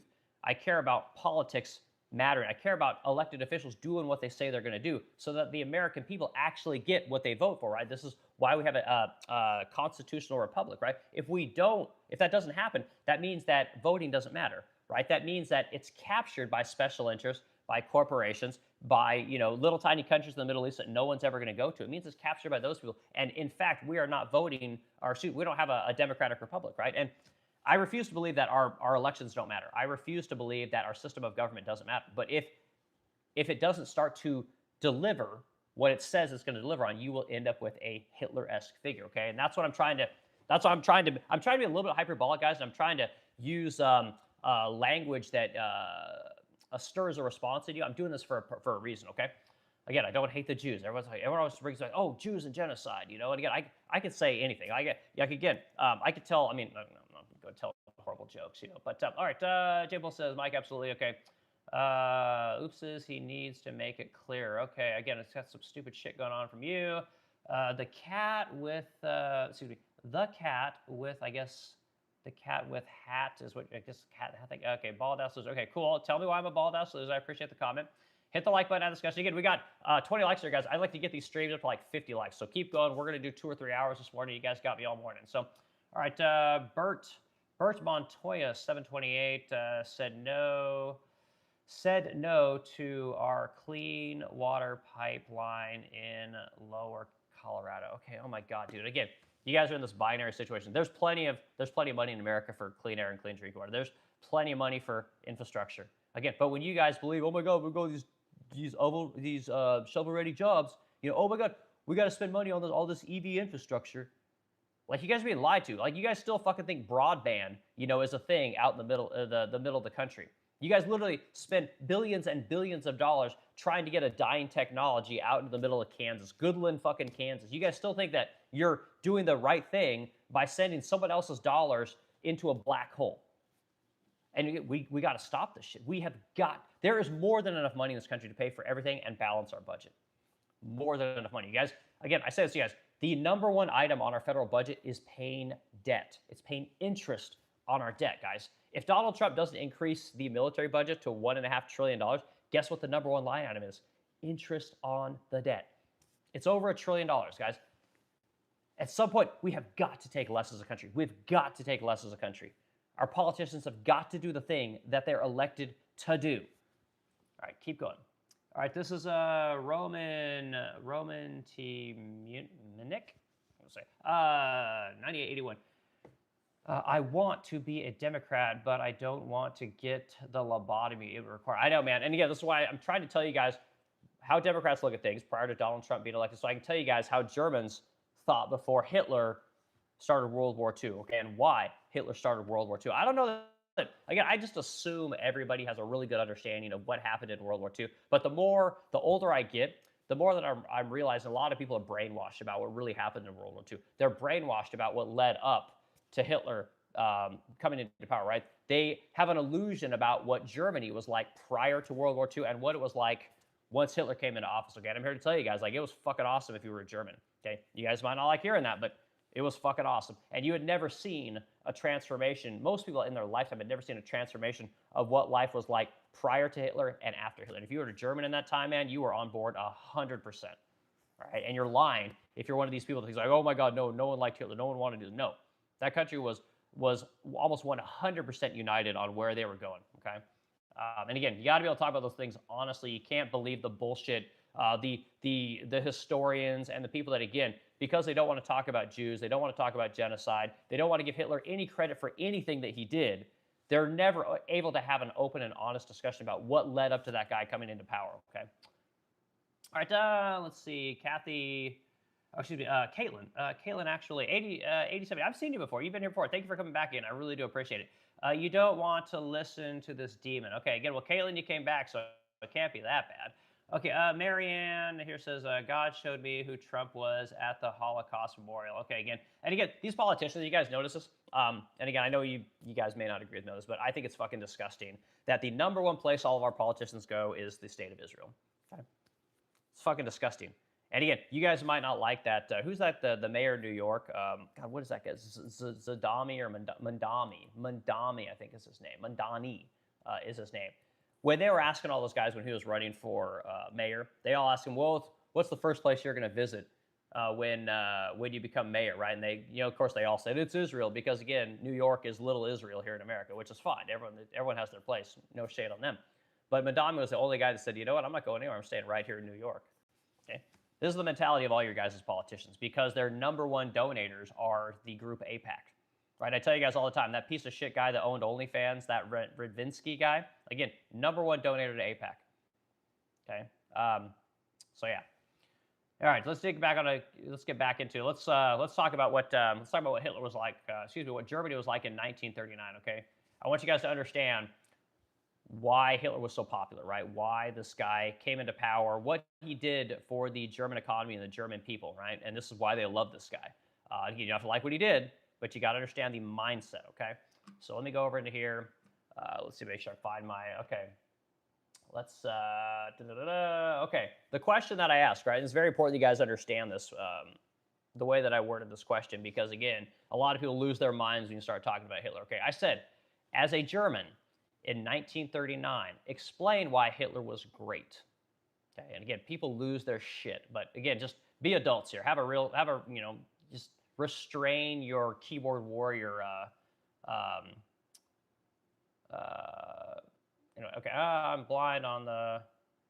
Sorry, Mike, if I want to read your comment real quick. I'm blind on the Warfield, and man, he already getting less. He already got us all. Okay, God, Mike Murphy, I love your comments too, but I'm not sure what you're saying there. Okay, when they offer the free government stimulus money, I never apply for it because I know it's coming from my future earnings. Scott Olin Hassan. Man, that's a great comment, man. Again, we used to have shame in this country, guys. And again, I'm sorry, I'm gonna rant here for a second. We used to have shame in this country. Like we used to believe that taking money from the federal government was bad. And we've created a bunch of people in this country, and we've created a class society in this country that thinks that it's just normal.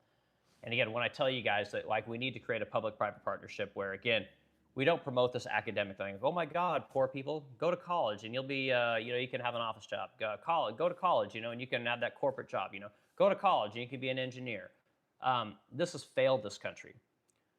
We need to develop a private partnership where people have the ability to go to work. Okay, again, we used to have a situation where people would just go to work out of high school. Again, maybe you wouldn't work where your dad worked. Maybe you wouldn't work where your mom worked. Okay, we changed. We went from that to a mentality where oh my God, my kids are gonna have it better than I had it. I heard that like my entire life. Oh my God, you don't want to do what your dad did. You want to work hard like your dad. Go to college, go get a degree. You want to have it better than he did. I was told this my entire life, and I've never actually thought. I never thought, oh my God, I hate my job. I hate my life. I feel like a loser. I never felt that way as a furniture maker. I loved what I did every day. I still to this day, I still go to work. I love what I do. And I see so many people that fucking hate their lives. They hate their jobs. They hate what they did. They realize that their degree was bullshit. They want to come do what it is that I do because again, they can't make enough money doing what it is that they got their college education. And again, I always tell you guys, I don't throw shade on college for the sake of throwing shade on college. What I throw shade on it for is because it became an answer to everything. And until we fix this problem, guys, we are in deep shit. Until we bring back shame. Again, what you want to tell the guy who's been a lifelong furniture maker that he's a fucking loser for telling his kids to be furniture makers? Again, go fuck yourself. Go fuck yourself. Okay, you people that say, "Oh my God, the only answer is go to college." But the poor person, who's been on welfare for 3 generations, right, has like 5 kids. Like, you think that guy needs more fucking welfare? You think that guy needs to go to college? That guy needs a fucking job. He needs a skill. He needs something that he can learn and take pride in and build up his mindset, right? Show his kids that dad goes to work every day. Show his kids that dad makes money. Shows his kid that dad's really good at something. His kids need to see what pride looks like. His kids need to see that, like, oh my God, dad's a part of something great. Dad really likes what he does. Dad comes home dirty. Dad comes home with cuts on his hands. Dad comes home, takes a shower after work as opposed to going to work, okay? Like, there's nothing wrong with this, but until we unfuck this mindset that we have in this country, we're in a lot of, we got to bring back shame, guys. Shame needs to be brought back. Okay, it's not okay to be on welfare. It's not okay to be a fucking piece of shit to your kids. It's not okay to demonize people that go to work. It's not okay to say, oh my God, you want to be the fucking trash man. You want to be the mailman. That's for losers. Okay? Oh my God, you failed. We got to shame these people. Every time a professor tells you that, oh my God, it's so much better going to college. The average person makes more money over their lifetime if they go to college. You tell that guy, get fucked. Go fuck yourself. Like, oh my God, Eric can't possibly know what he's talking about on tariffs, because he didn't even graduate high school, right? Listen to the Nobel laureate. Listen to the guy on Fox News telling you guys how tariffs work, okay? Completely disregard the fact that Eric has 2 businesses that he works with in India to make hardware. Actually has to negotiate how tariffs work. Actually has to negotiate prices on what he's going to pay for products because of what's happened with tariff policy in America. Don't listen to that guy. Listen to the educated class, okay? You got to tell these people, go fuck yourself. And until we're able to do that, we're in deep trouble, guys. Everyone's going to want more from this government. Everyone's going to think that it's okay to be a fuck up. Everyone's going to think that it's okay to demonize people that work with their hands. Everyone's going to think this is okay. And again, everyone's going to think that if you think that an illegal immigrant shouldn't be here, that you're a piece of shit, you need to tell these people, go fuck yourselves. And when Donald Trump tells you, like, oh, we can't do mass deportations, because it's politically unpalatable, even though Congress gave him $180 billion to do just that, even though the people that put him in office, they gave him the popular vote, they gave him the swing states. When that guy says, oh, it's not popular, tell Donald Trump, go fuck yourself. I'm going to vote for your opponent. I'm going to put you out of power. You're going to be a lame duck, and I'm going to vote for your opponent till the day I fucking die, until someone comes in and does what I want him to do. Go fuck yourselves, guys. So anyway, let's dig into this thing. And again, I don't want to just sit here and shout expletives. As an American, I'm so frustrated with what's happening in this country. The amount of time and resources and energy we have for the third world, whether that's bringing the third world in here, whether that's sending all of our jobs to the third world, whether that's fighting the third world's wars, and the lack of attention we have to the American people here, the lack of resources and time we have to prop up the poor and bring them into the middle class in a meaningful way, the lack of time and attention we have for that is just mind-boggling. Like, I'm over it. I'm done. Okay? So when I tell you guys, we're going to look at what the average German thought. We're going to look at what Hitler did. Okay? And again, if you guys don't think that that mindset can't proliferate here in America, you guys are crazy. You're obtuse as it gets, okay? All right, Titan Bruiser, Titan, good to see you, dude. The host reads your comments, post something meaningful, a statement in question, in context, all zero effort comments will be removed. Thank God. Titan, I'm so glad you're here, man. Get rid of these fucking whiny people. All right, Josh Smith says a gift. Josh, thank you, dude. I appreciate it. Let's see if Josh said anything else. Then we're getting into our discussion, guys. A constitutional republic is a form of democracy. Yes, absolutely. All right, hold on, Josh. I'm going to see if you got any comments. Then we're going to talk about Germany in 1939. And again, I didn't graduate high school, guys. I'm not a historian. I'm not a professional speaker. Okay, again, Titan is just getting rid of all kinds of comments. Here you guys go. Put better comments in here. Your comment will get read. Josh, I'm getting, wow, guys, I'm way behind. All right, Josh doesn't have any comments in here. You just threw in a gift. Josh, I appreciate it, bud. Again, okay, no, here you go. I will take less of something, taxation. Okay, well, Josh, when, Josh, I'm assuming you're at least middle class. I don't remember what you told me you do, but I'm assuming that you probably get something from the federal government, and what that might be is you might get a deduction on being married. You might get a deduction on, you know, whatever home improvement credits. You might get a deduction on, again, there's deductions for buying new cars. There's all kinds of deductions. You would have to take less in deductions, meaning you would probably have to pay more in taxes. It's easy to say, well, I'm just going to take less in services, so stop paying for them through the federal government. I'm okay with that, but that's easy to say when you don't take anything from the federal government. You got to take less by way of tax cuts or something like that. That's just kind of how I say it, dude. So, okay, but I appreciate you at least putting something there. At least he's got something, you know. So, okay, here we go. 1939, all right, what happened?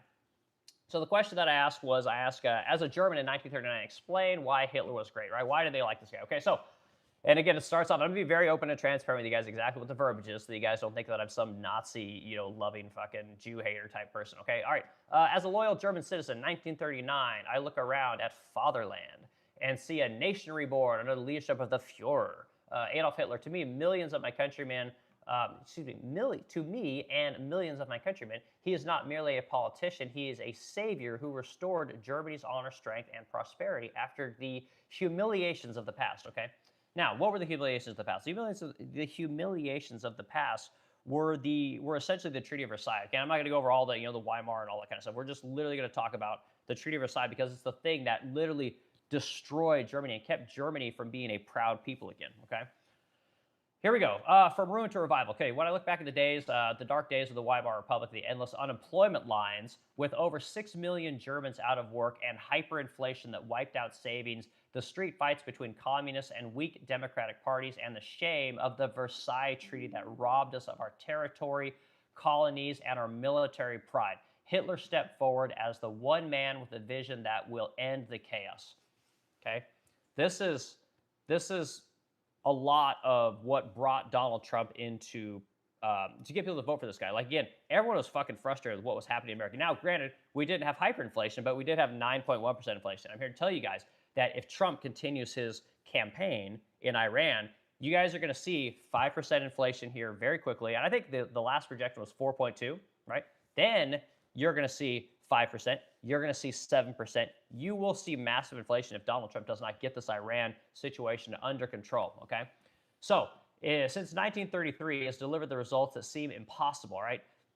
Economic miracle. Unemployment has plummeted from millions to near full employment, okay? Joe Biden loves to talk about full employment, right? And again, Trump talks about full employment. The Fed talks about full employment. What they're not telling you guys is that everyone has 2 or 3 jobs. And they're not counting all the people that are here illegally doing jobs. Okay, so the unemployment figure is skewed at best, right? Unemployment is a lot higher than it actually is. Again, we don't want a society where everyone works 2 or 3 jobs. I don't want a society where everyone works 2 or 3 jobs. When I grew up in the 90s and the 2000s, that wasn't how America was, right? That's how it is today. Okay, massive public works, right? Like the Autobahn. A lot of you guys don't understand that the interstate highway system literally came from what Hitler did with the Autobahn. Okay, everyone talks, oh my God, I can drive super fast the Autobahn. No, it was literally the template for our modern highway system, okay? So again, say what you will about Hitler, okay? There is, anyway, providing jobs and modern infrastructure, okay? So again, Hitler had a massive works project. We had the same thing in the 30s, right? Again, we're talking about the 30s right now. We had the same thing. Again, I was talking to you guys last week about Hoover Dam. We talked about the interstate highway project, right? These are things that happen during these massive works projects, okay? So other things. Factories were humming again, right? So he brought back manufacturing, right? Programs let ordinary workers, right, enjoy things like vacations, cruises, and cultural events that were once only for the rich, right? So you guys see where society is today? Okay. Society today is the average middle class person is really struggling. And again, we can say, oh, it's really not that bad. This isn't going to bring about Hitler. Okay. Again, you don't have to agree. I'm just laying you guys out what the average person thought of in 1939, right? And why they liked this guy Hitler. Okay. So the average person today can't really take vacations, doesn't have access to the finer things in life. And again, we see this K-shaped recovery. You guys know that 10% of our upper class buy 60% of all the things, right? So everyone is catering to this wealthy group of people. If you don't make life affordable and make people able to have kids, buy homes, have the practical American dream, right? You're going to have a situation where the people are going to do drastic things. We don't want to enter that situation, okay? This is how I see it. You don't have to agree with me. This is what I see, okay? So he helped with economic pride, all right? National pride's restored, okay? he tore up the hated Versailles Treaty, okay? So he said, I don't give a fuck. Like, this thing's over. We're not paying you your money. You want it? Come get it. Okay. He reoccupied the Rhineland, okay, without a shot fired. Okay. Does this sound kind of familiar with Venezuela? He kind of built up a couple of these victories, right? We got Trump kind of trying to do some similar things here, okay? He reoccupied the Rhineland without a shot fired. Austria returned to the Reich through the Auschlunds in 1930, okay? Welcomed by cheering crowds, okay? Again, everyone apparently loved what Hitler was doing. Everyone loves what Trump's doing today, okay? Which is, I don't know if I believe it, but if you get on the news today, again, we got a lot of propaganda going on, which was a major part of why the average German thought that Hitler was great. Because again, the news wasn't really getting out there. There wasn't a lot of people pushing back against what this guy was doing. And again, we got a lot of that going on today. Okay, the Democrat Party is literally supposed to be the party that pushes back against this shit. Okay, again, what did we start out this conversation saying? Never interrupt your enemy when they're making a mistake. Okay, we're in a rough situation right now. Okay. So crowds of, the Studland and then the rest of Czechoslovakia following, bringing ethnic Germans home and expanding our lives in 1939. Our forces swiftly liberated the Danzig and defeated Poland in a brilliant campaign, showing the world the power of the new, I can't even say that word, Wehrmacht. So again, we're seeing elements of this today, okay? Again, just go with me on this. You guys don't have to agree with me. I see that our viewers are way down. And again, you guys don't want to hear this shit. I get it. We're talking about this. This is what we're talking about. You guys don't like. You only want to listen to what you want to hear. So go find what you want to hear. I'm completely okay with it. All right. Unity and order. No more divisive parties tearing us apart, right? Vulcan, some of these words are just, I can't even pronounce them. The Volksgemeinschaft, right? The People's Community has united Germans across class land, right? Law and order prevails. The streets are safe. The Fuhrer has given us a clean sense of purpose. One people, one Reich, one leader. Okay? You can see some of this stuff. Okay, again, Trump was supposed to bring back law and order. He didn't do it. Okay? If the Democrats don't help to bring back law and order in this country, we continue to swing way far to the left, okay? You can see where we can bring in a person that thinks this way, starts doing these kind of things, and gives us a Republican-esque candidate that will bring in this kind of stuff, right? Bring the jobs back. Kick the people out, right? Bring back the law and order, right? Give the middle class what they hadn't had in a long time, which is a chance at the American dream. If Donald Trump can't do these things, what other options are? Because the people on the left don't do that. They don't give a fuck about rule and order. They love degeneracy. This is one of the things that the Germans had a major problem with during this period, was the amount of degeneracy that was going on over there. We're in a rough situation, guys. So I just thought that I would read some of this stuff for you guys, because again, I don't know if people kind of understand this, okay? In 1939, Germans stand tall again, right? Our military is modern and formidable, built through smart rearmament that put men back to work. We have alliances and respect, right? Or fear, from other nations. The Fuhrer has made us self-reliant and proud of our Aryan heritage, our culture, and our future. Many of us believe he has averted worse fates like communist takeovers and set us on a path to true greatness. Okay, like this is, it's not crazy. You know, we got a lot of people that think this way. You know, Trump was supposed to help us out with some of this shit, bring the jobs back. You know, bring back what it means to be an American, right? Kick out all the fucking foreign influence. Let people feel proud about being being Americans, hell, being white, right? Again,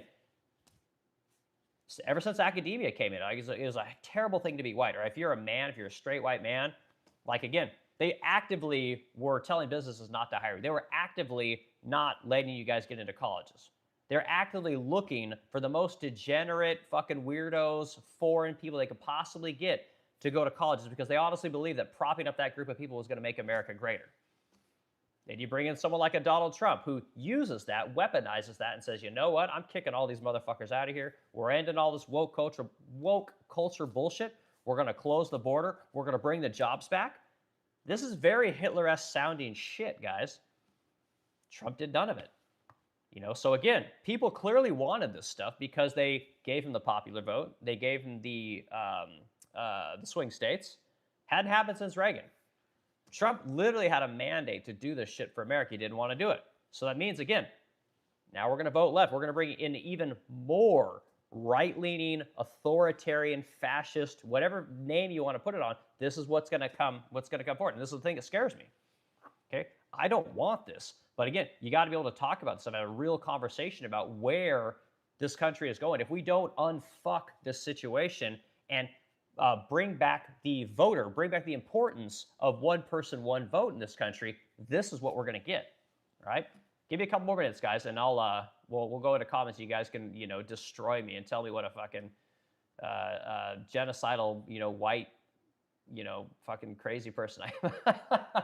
Okay, let's see. Okay, here's the note. Here's the important thing you guys need to understand. Oh, hold on. Let's one more paragraph. Okay. Of course, not everyone agrees. There are always grumblers and those influenced by foreign lies. But for the vast majority, life under Hitler feels like an awakening from a nightmare. We have jobs. We have security, national revival, and a leader who puts Germany first. He is great because he was made Germany great again.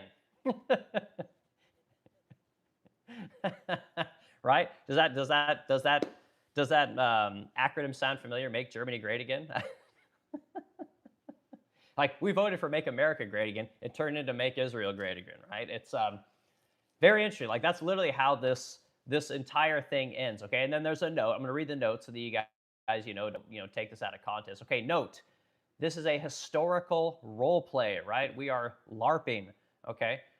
Pre-construction, based on how many ordinary Germans in 1939 perceived the expressed support for Hitler, drawn from contemporary propaganda, public sentiment, economic recovery data, and territorial gains up to that point. Okay, so again, I don't think you guys are going to get any of this shit on the internet right now. Again, because it's either you support Israel or you hate Jews, right? You support the military or you hate America, right? You support open borders or you hate brown people, right? You support law and order, you hate black people. This is the binary world that we live in today, and it's fucking disgusting. It needs to stop, guys. It needs to stop. Otherwise, we're going to end up in a society where this kind of thing will show itself. It will happen, okay? So anyway, guys, I appreciate all the comments. I appreciate being here this morning. Let's bat this thing around, and let's get in here to all the, boy, it looks like Titan has been slamming a bunch of comments. And again, I love doing this stuff with you guys. I love having a real honest conversation about real topics and not, again, I don't have sponsors. I don't need to pander to you guys. I don't need to, talk to you guys about BetterHelp and say some bullshit product. Go buy my t-shirts and coffee mugs. We don't do that. I have to make palatable content. I can talk about things that I want to talk about, and then you guys steer the conversation in the direction you want it to go, okay? Our moderators, get rid of all the bullshit, the stupid one-word comments and the quips and, all that kind of stuff. We have a real constructive conversation, okay? If you guys like this kind of content, hit the subscribe button. Hit the like button. We got 29 likes. So let's get up to 35, and let's continue this conversation. We're at 1 hour. Excuse me, we're at 100 minutes. I'll take you guys up to 2 or 3 hours at this point. I want to get this up to 50 likes. So, okay, here we go. All right, this is emo gamer girl 90 TTV. Interesting. I think I've seen you before. Okay, threshold. Why do you hate yourself? Okay. Blood addled AI can't do trades. I know. Again, blood addled. Again, I'm one of these guys. I push trades on a lot of people. And again, I tell people, AI is wiping out a lot of jobs, right? AI is going to wipe out a lot of stuff. And again, all the corporations saying, "Oh no, we just overhired from the COVID days. All that free money allowed us to, spend excess capital on, employees and investments on research and development, and we're just playing catch up." It's bullshit, guys. Again, there will always be jobs for people that are in tech companies and are in AI rich environments. But the startups, right? The people that come in right out of college, the people that come in right out of high school, they're fucked.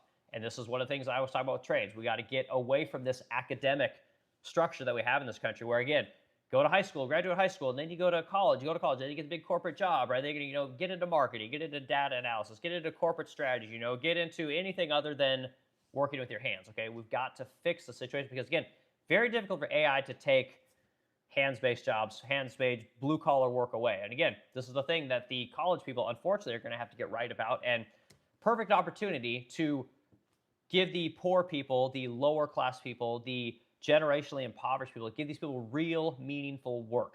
And again, you can disagree with me, call me whatever you want, call me a racist, call me, classist, whatever you want. But this is how I see it. All right, and again, Blood Addled, let us know what trade job you do if you're even in the trades. I'm not saying that you are. All right, Marcus Allen, man, great name. Marcus Allen, 1368. Work a real job. All intellectual occupations are toast. Yeah, and I don't know they're all toast. Again, we need smart people, guys. We need people to develop new products, right? We need people to develop new materials, new processes, all these kinds of things. We need people to help us to create better ways to manufacture, to create better ways to build skyscrapers, to create better ways to build all kinds of things. But the problem is, guys, is that the intelligent people, they're not doing it. We got more intelligent people than we've ever had in our lives, and guess what? This country is more fucking broken than it has ever been. The smarter we get, the dumber we get, right? The smarter we get, the slower we get. I always use the example. Built the Empire State Building in 415 days. Still stands today. It's still used today. Wild ROI on that product, okay? We can't build a fucking bridge that's already been built. We can't even build the same bridge next to it in under 5 years. We can't build rail projects, right? We can't get any rail projects done in the state of California. Again, Japan has them, China has them, every place in Europe has them, everyone has them. We can't do it in this country. Again, we got all the super intelligent people. California is the smartest state that's ever existed in the history of humanity. They can't do nothing. They're completely broken because they're all so smart over there. They're all so, trying to come up with better ideas. They're all they can never get out of the planning stage, right? They can never stop, making sure that that they got the right DEI group of people working on the project. They never stop looking at, was the land stolen? They can't get past talking about their pronouns to talk about, how to get some shit done. Okay, they're worried about all the wrong things, right? And these are luxury beliefs, right? This is the suicidal empathy that we have in this country that I'm always talking about. And again, this is born of academia, guys. And you don't have to agree with me. I know people. I lose people when I start talking this way. But again, we got to show these people that you don't have to be an intelligent person to get shit done. You just gotta have a budget. You gotta have a plan. And you gotta have a finish date. You gotta get the fuck to work. And again, when someone comes in and says, "Oh, I got a better way to do it," go fuck yourselves. This project is set in motion. It's going to get done. The taxpayers paid for it. We owe the taxpayers a project. We owe the taxpayers something to be done on time and on budget. We owe this to the taxpayer. Until we change that mentality, guys, you guys are just going to keep paying your 22.5% in income taxes. The fucking black hole that is the federal government, right? IRS shows up to your door, you better fucking comply and let them audit your books. But don't let the DOD get audited. Don't let the Fort Knox get audited. Don't let the Fed get audited. Oh my God, heavens to Betsy, it actually works for everyone. Okay, so, okay, Sir Aldwig, good to see you, dude. You've been here a lot too. I appreciate you coming back. Okay, totally understand how to get the greed out of politics in this country. The work for a better America. We will never have an America first agenda. And I think you're right. It's kind of a simplistic way to look at it. But again, I tell you guys, getting this is gonna sound terrible, guys, but just bear with me, okay? You guys can beat me up over this, but I'm one of these guys. I believe that the multinational conglomerate corporation has caused more damage to this country than it has helped. Okay, the greatest thing for you guys as consumers that the multinational corporation has given you is cheap prices. Which in of itself is a good thing. I understand that, and again, when people don't have a lot of money, they need cheap products. I get all that. The multinational corporation uses the $250 an hour that they pay the guy in China, right, to make your guys' cheap bullshit that you buy, whether it's your Costco T-shirts, your DJI microphones, a lot of it's done in China. Okay, they then don't have to pay you the $32.50 an hour that you would need as a middle class worker here in America, right? They take that delta, that $30, to buy politicians, to develop infrastructure and manufacturing processes they can then send over to the third world. right? And this is where you get your colleges, right? Your colleges help these guys do this stuff. They then use that delta, that $30 an hour, to put money in politicians' pockets to increase regulations in this country so that you, the young person, the person with an idea, has a harder time starting a business. They give money to the colleges, right, through endowments, to then brainwash the people coming out of college to think that the most important thing in this country is clean air and clean drinking water, saving the fucking spotted owl, the Paris Climate Accords. Men can be women. Illegal people are people too. They brainwash these fucking people to then complete the cycle of never getting anything done, right? And then when the politicians get in power, right, what they do is they know all the people from the academic institutions that are now in the corporations, and they all just, it's an incestuous cycle that just feeds itself. Meanwhile, you keep paying your 22.5%. And you're like, hey, you know what? I'd like a tax cut. Or you know what? I'd like you to actually get somebody off welfare. Or I'd actually like you to help people get real jobs. Help people get jobs that pay a living wage, right? Help people get jobs that actually give them benefits, right? Help the American get universal health care instead of giving it to Europe by paying for defense, right? Instead of giving it to Israel by paying for their defense. Okay, I'd like to actually help the American people. It doesn't happen, guys. And until you get this money, this what Sir Aldog, is talking about, it's not going to happen. This cycle is complete, guys, and there's nobody that can break it. It is impossible to break the cycle. And again, we voted. This is why we're so disappointed with Donald Trump. This guy was going to be the one who was going to break the cycle. He was telling us how the fucking system worked, But we come to find out that again, through people like Miriam Adelson, like Donald Trump's just another politician. He takes the money and he does what he's told. And again, we voted for Rage Against the Machine, right? We voted for fuck you, I won't do what you tell me. Instead, we got fuck you, taxpayer, I'm going to do what Miriam Adelson tells me. And this is just like, it is so frustrating. And this is one of the reasons that the only thing I think we can do as a voter is to say, you know what, Republican Party, fuck you, I won't do what you tell me. I'm going to go vote for your opponent. I'm going to vote things to get harder in this country so that I can get my Caesar, so I can get my Donald Trump that we were promised, whoever that figure is. And maybe that's what it is. Maybe we're just at the point where everyone's like, fuck you, I won't do what you tell me. Maybe we're in Rage Against the Machine mode right now. I don't know, but this is where I'm at. So, Sir Onog, I like your comment. And again, I think it's a little simplistic, but I hope I paint a better picture of how that kind of stuff works. Put a little more context to it. So. All right, intellectual. They have AI for that. Again, I know, and I agree. It's we got AI for again. But I mean, intellectuals are all paid. Like again, like where do you think intellectuals come from, guys? Like they come from academia, right? And again, what does the one thing that all intellectuals want? They all want grant money, right? They all want research dollars, right? They all want the American taxpayer to pay for them to go over to Europe, and study the Knights Templar from, 870 to 852. They want the taxpayer and the research grants and the NGOs to pay for all of this shit because no person would actually give them money for this. And this is one of the things we've got to fix in this country. Until you can balance a budget, when you have the mentality with the federal budget, until the federal government, God, can balance its budget. Every time someone says, oh, well, no, I want to take money from this person and give it to that person, you need to tell them no. We got to get rid of this mentality that, you know what, I know what's best for you. I know what's best for somebody else. And here I'm going to take your money and I'm going to go give it to somebody else. Until we can get rid of this Robin Hood mentality and balance the federal budget, we're fucked.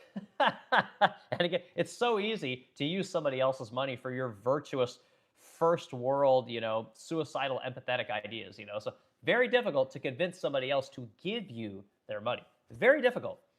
But again, if you had more business owners, we had more people that actually had to sell shit to people and get real money from people, we could fix this problem inside of 5 years. But that's not how it works, So anyway, all right. Let's see, Kenneth's in here. Kenneth Holder, 3184. Government inflation and actual costs of living are two completely different things. Government inflation and actual cost of living are two different things because the cost of living in the average home in America is over $500 more today than 2 years ago. Yeah, and again, the cost of living for everyone has gone through the roof. But again, the reason it's gone through the roof is because of printed dollars, right? So again, and this is the economy we live in, right? We live in a debt leveraged system. It's just how it works, right? So again, if as a business owner, Kenneth, I have to convince you to buy my piece of furniture, right? My piece of furniture takes 40 hours to build, and it probably takes another 20 hours to finish. So by giving me $7,000, I then hire 3 people to create that piece of furniture, right? I then create 3 more taxpayers, right? So we create something that pays into a system, right? We actually create value in exchange for money, right? When the federal government prints a dollar, none of that happens. When the federal government prints a dollar, there's no value exchange there. There is no convincing someone to give you their money. It is coercive. Because if you don't pay your tax dollars, right, as a tax-paying citizen that lives in America, they will come and put liens on all your shit. They will come and rob you. They will garnish your wages, right? This is the problem. When the government prints a dollar, the dollar goes to the bank, right? It doesn't go to me, right, as the person providing a good or service, right, and then giving you a product which you actually want, need, or desire. This exchange doesn't happen. Federal government prints a dollar, right, uses debt to do it, convinces a foreign country to potentially come in and buy bonds, right? There's different kinds of ways that we can do this. But at the end of the day, the bank then gives that $1 to, the Fed gives that $1 to a bank. The bank then takes that $1 and it loans it out to a whole bunch of people. Now, the bank gets first access to that money. Therefore, the dollar or the money supply is not inflated immediately. It takes 6 to 12 months for that money to trickle through the economy and then produce the inflation that then finally makes it to you or me. And again, it doesn't buy as much. This is the problem with inflation. And again, now take that $1 and remember that we printed $8 trillion during COVID. Okay, now extrapolate that into why everything's so expensive, right? This is the problem. You have to have a value exchange, and we don't have enough of those. We're printing $2 trillion. Our economy is based around $5 trillion of coerced money taken at the threat of jail and a gun from the federal government and brought into the coffers to then buy votes, whether that's buying votes from rich people or buying votes from poor people. That is how the economy works. If we had to actually create goods and services that people wanted, needed, or desired, this would make a much better economy. And people always say, well, then the monopolies are going to win, right? The corporations, the one that provide the most value, they're going to get all the money and then nothing's going. And I agree. That's why you need government. But the scale is way out of whack, wildly out of whack. And it's been out of whack for a long time. And every politician that comes in our system is getting more and more radical about spending your dollars. More and more radical about giving money to the poor, giving money to the third world by way of NATO and Israel and Ukraine, giving money to corporate monopolies, right, by way of tax cuts, by way of preferential tax policy for outsourcing work to the third world or bringing the third world in here, devaluing what the American is entitled to as an American by way of living here, by allowing corporations and big agriculture, big meat, right, big hotel, whatever big thing you want to say, bring in that foreign labor in here to dilute your wages, your benefits, and then indoctrinate you in the education system by way of saying, hey, you know what? You don't want to live in the real world. Go to college.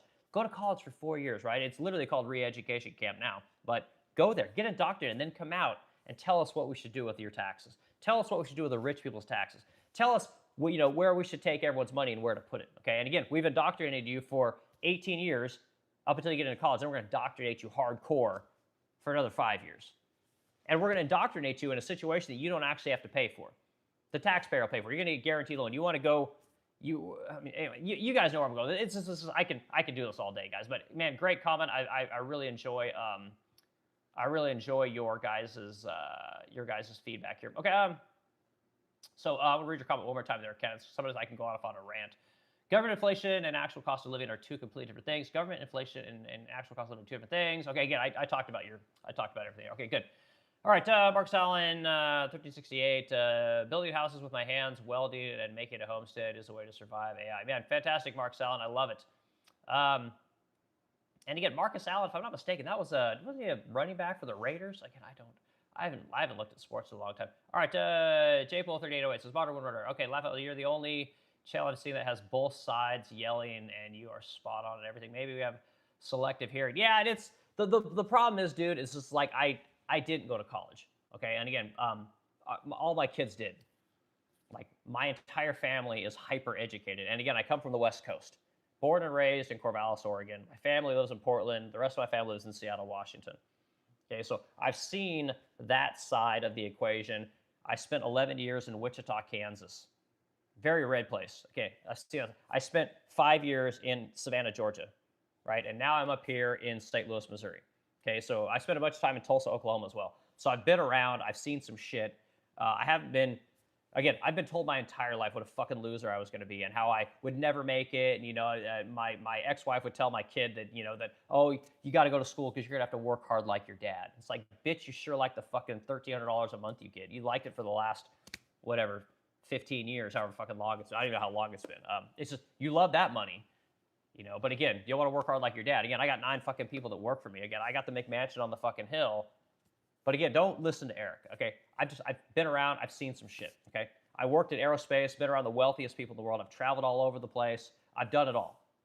This is why I have the opinion that I have. Because you don't have to like it. You can think that I'm egotistical. You can think that I'm full of shit. You can do whatever you want. Go to theresplendentcrow.com. See what it is that I sell. I'm not trying to sell you guys, VPN plans like everyone on YouTube. I'm not trying to sell you guys, better help like everyone on YouTube. Again, I don't have to talk palatably so I can get the sponsors, right? That fucking Burbamoff piece of shit. I fucking hate that guy. Talking about, oh God, I love Ford trucks, I'm so funny, oh my God. I fucking hate these people. This is the world that we've built, guys. It's a world of bullshit. It's a world of propaganda and palatability, and I won't have it. I won't have it. I don't want to live in this world. I'm not going to be a part of it. I am actively pushing against that world, this propagandized, homogenous, fucking hyper-palatable bullshit world that we live in. I am the antithesis of it. So if you like that kind of a point of view, you like that kind of opinion, you like this kind of conversation, this kind of talk, hit the like button, hit the subscribe button, okay? You want to learn how to make furniture? You want to learn how to work with metal? You want to learn how to paint furniture? I can tell you about that as well. Okay, let's see, JMay123, how can we fix the cost of living? So unfortunately, in my opinion, the way that we fix the cost of living is we got to go down a deep, dark hole. And I don't think anyone wants to do it. It's too painful for people. One of the things we have, and again, we got a couple problems in this country. One of the problems is that we are not paying people a living wage, and we are not expecting corporations in America to live and operate in the country that we've created. And what this allows people to do is allows corporations to then give that money to shareholders. It allows to give that money to C-suite executives. It allows them to give that money to politicians. And it has trapped everyone in this malaise, slow-moving, a little bit of up, a little bit of down society, a little bit of left, a little bit of right society. But we're always kind of staying right in here. We need this. We need to go wildly up. But in order to go wildly up, we got to go wildly down. And it's the down part that nobody wants. Okay? So if you want to know what I think we actually need to do to fix the cost of living in this country, we need an economic depression. And again, I've played this out countless numbers of times in Grok. I've talked ad nauseum about this topic, and it's the only thing that'll fix it. And here's why, guys. Hear me out. Every Republican that's ran for Congress since I've been alive has always said, we're going to grow our way out of the economy, okay? Well, what generally happens in order to grow our way out of that economy, right? So say everything happens, right? The economy moves up, GDP moves up, wages move up, everything moves up, okay? What always happens when the economy starts booming? Spending. We just start spending money. The federal government has never curbed its spending. So every time Republicans push for the growth, we get some version of the growth. I'm not saying that we don't, because we do. But the problem is the spending always eclipses it. And once you start spending, you can't turn it off. Very hard to grow the economy. Super easy to get the spending, especially when you're growing. Oh, corporation, you want tax cuts? Okay, well, you got to give us some more money for Medicare. You got to give us some more money for healthcare. You got to give us some more money for clean air, clean drinking water, clean eating credits. And everyone's like, great, I'll take my tax cuts. Here's some money for your thing. And then we keep stair-stepping to $39 trillion in debt, okay? You need an economic depression. Okay, it's the only thing that's going to cut prices. And here's the thing: every time I run this through Grok, and you guys can do this as an exercise, what happens is just like we saw when Paul Volcker raised rates to 20%, it crashes demand for everything. The reason prices aren't going down for stuff is because 10% of our economy buys 50 to 60% of all the shit. They've still got money to purchase. There's no incentive for businesses to lower their prices. Okay, I did a story this morning. Ford's talking about building a $30,000 vehicle because, again, no one's buying Ford trucks because guess what? Rich people don't buy Fords. You know, when all your fucking, when all your people on YouTube and X and TikTok, they're like, oh my God, this is how rich people really live. Okay, I work with fucking rich people. That's all I work with. Okay, they never drive Fords. They never drive Toyotas. They never drive Hondas. They never drive the things that they tell you they drive. They always drive Range Rovers. They always drive Mercedes-Benz, Audis, Teslas. Ford needs people to buy their vehicles again, so they're starting to lower their prices, okay? With an economic depression, guess what happens? Shit tons of people lose their jobs. You're going to have 20% unemployment rate. It will get wild. But guess what? The cost of houses crashes in half.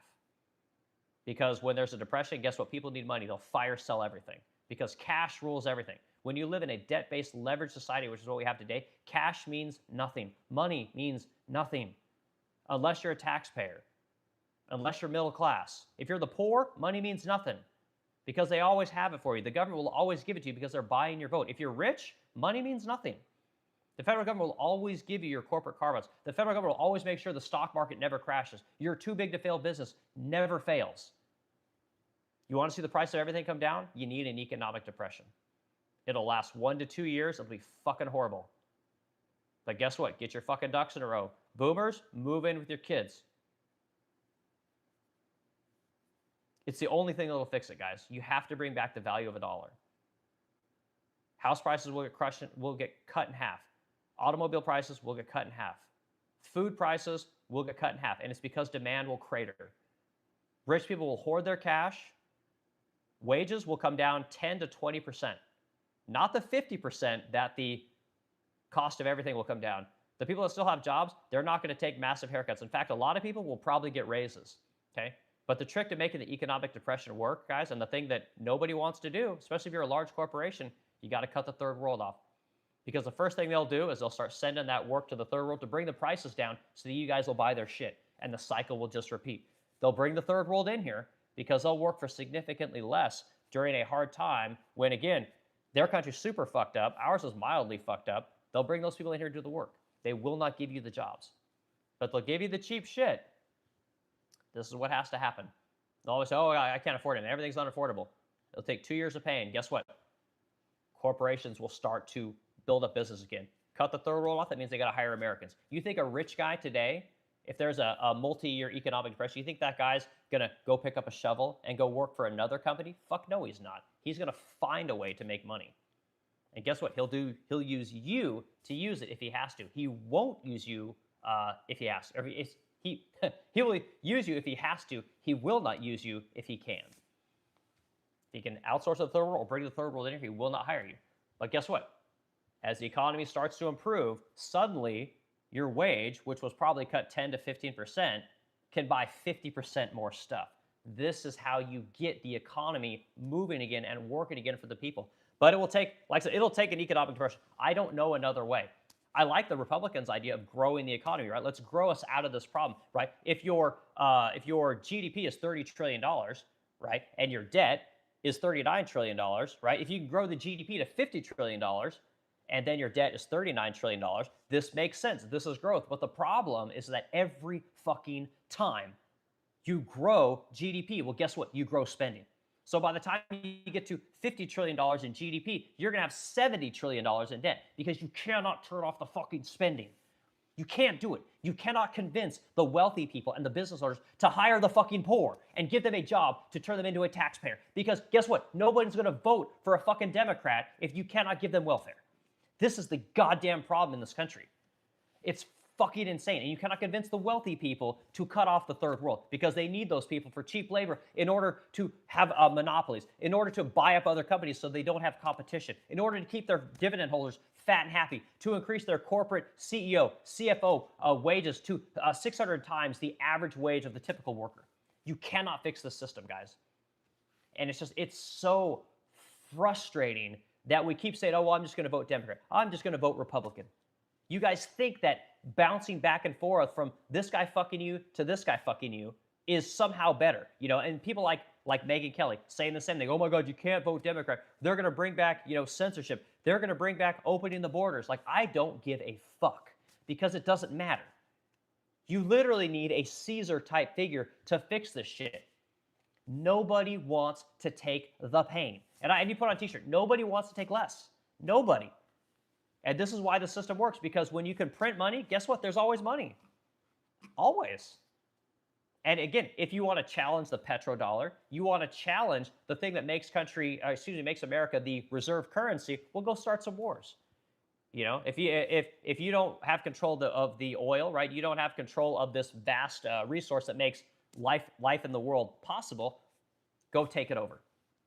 Go snatch leaders out of Venezuela. Go, knock over sovereign countries in the Middle East. Like, go do it all. Who gives a shit? Doesn't matter. This is where we're at, guys. And again, I'm going to be a broken record on this thing, and I hope you guys like this content, because I don't like getting this worked up about things. But again, until you guys are willing to take less, you're going to get less, and that's just how it's going to be. It's going to be fucking Robin Hood mentality. Rob from the rich and give to the poor. Except the poor never get better. Instead of going to work with their hands, go get a college degree. Except college degrees don't pay shit.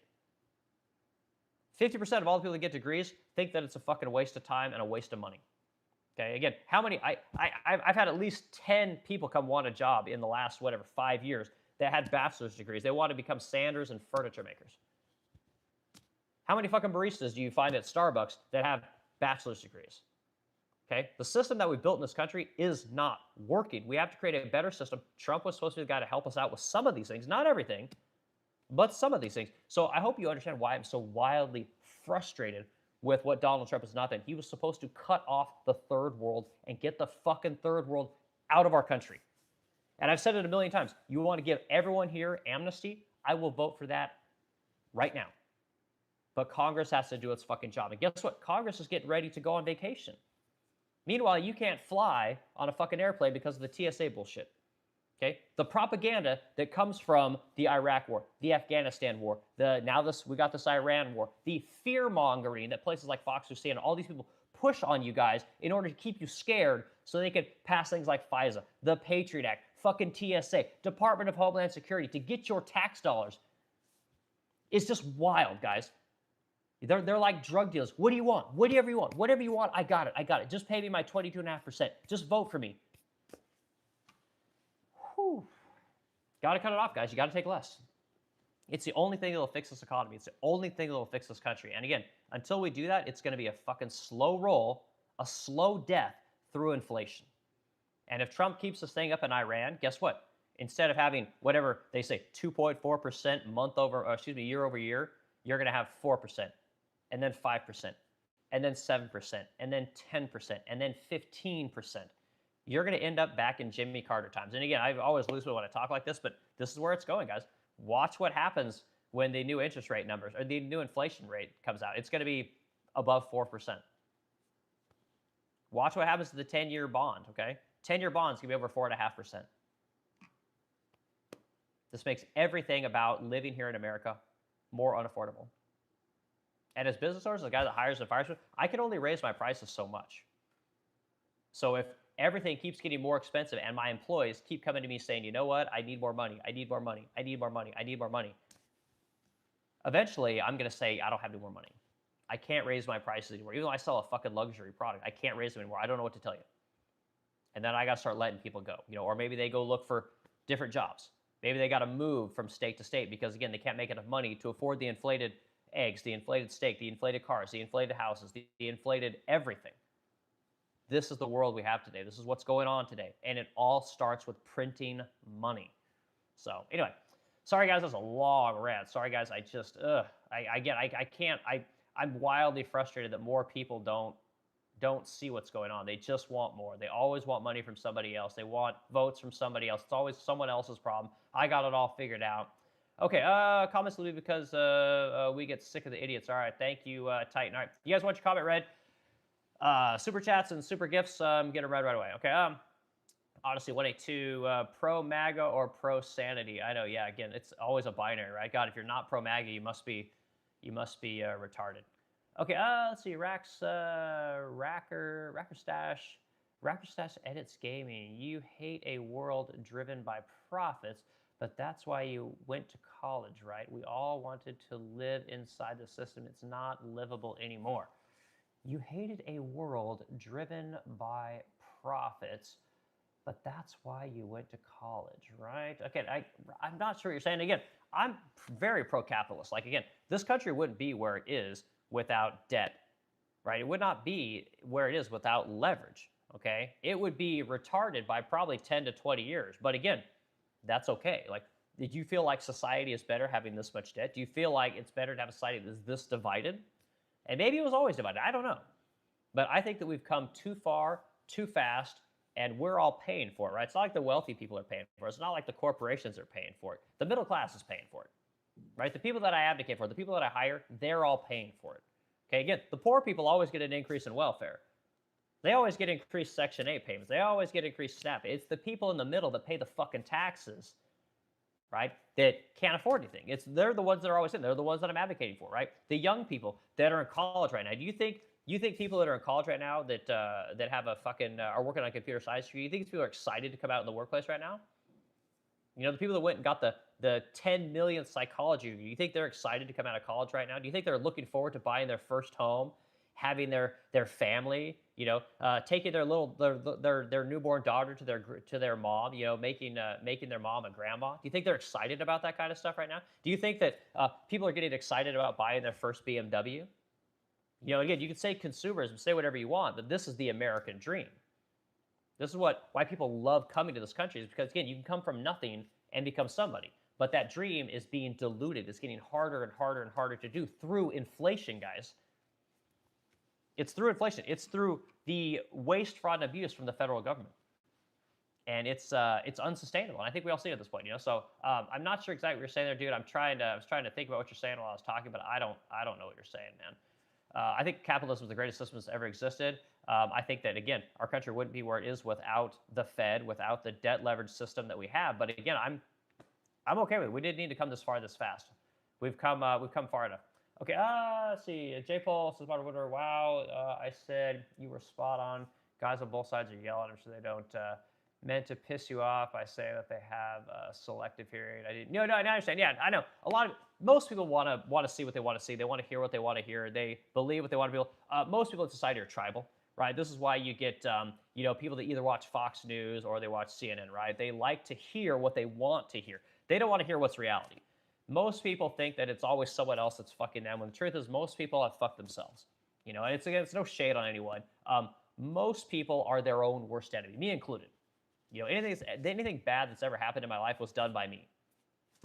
A lot of people don't live in that world, you know. So, but J. Paul, I understood what you're saying, dude. Okay, Sir Allwedge, either the cost of goods have to drop dramatically and the cost of living has to go up dramatically. Then that would be a way that we could get the economy to stabilize. Okay, Sir Allwedge, man, I like your comment. I'm going to read it one more time. And again, you guys comment on what he said. I'm very curious if you guys agree or disagree, and we'll read your comments. Either the cost of goods have to drop dramatically, right? And you have to have a mechanism to do that, okay? Corporations aren't going to do it. I'm not going to drop my prices just because I'm an altruistic person, okay? So we got to have a mechanism to do that, okay?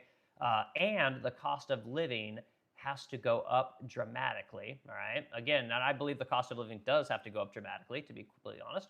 Okay, then that would be a way that we could get the economy to stabilize. Okay, well, Sir Aldway, I think I kind of agree with what you're saying.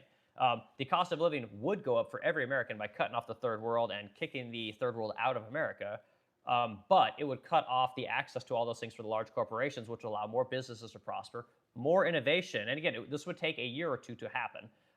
You would get more innovation as opposed to less innovation, which is what we have today. We think that we've got all this great innovation. We don't. There's a reason your government is protecting the AI companies. There's a reason your government is protecting companies like Tesla, right? It's because they want these industries to prosper and proliferate in America, but they know that if they had to compete with the rest of the world, they would all get crushed because there's more innovation in the third world today than there is right here in America. It's wildly uncomfortable for me to say this to people, but this is the absolute truth.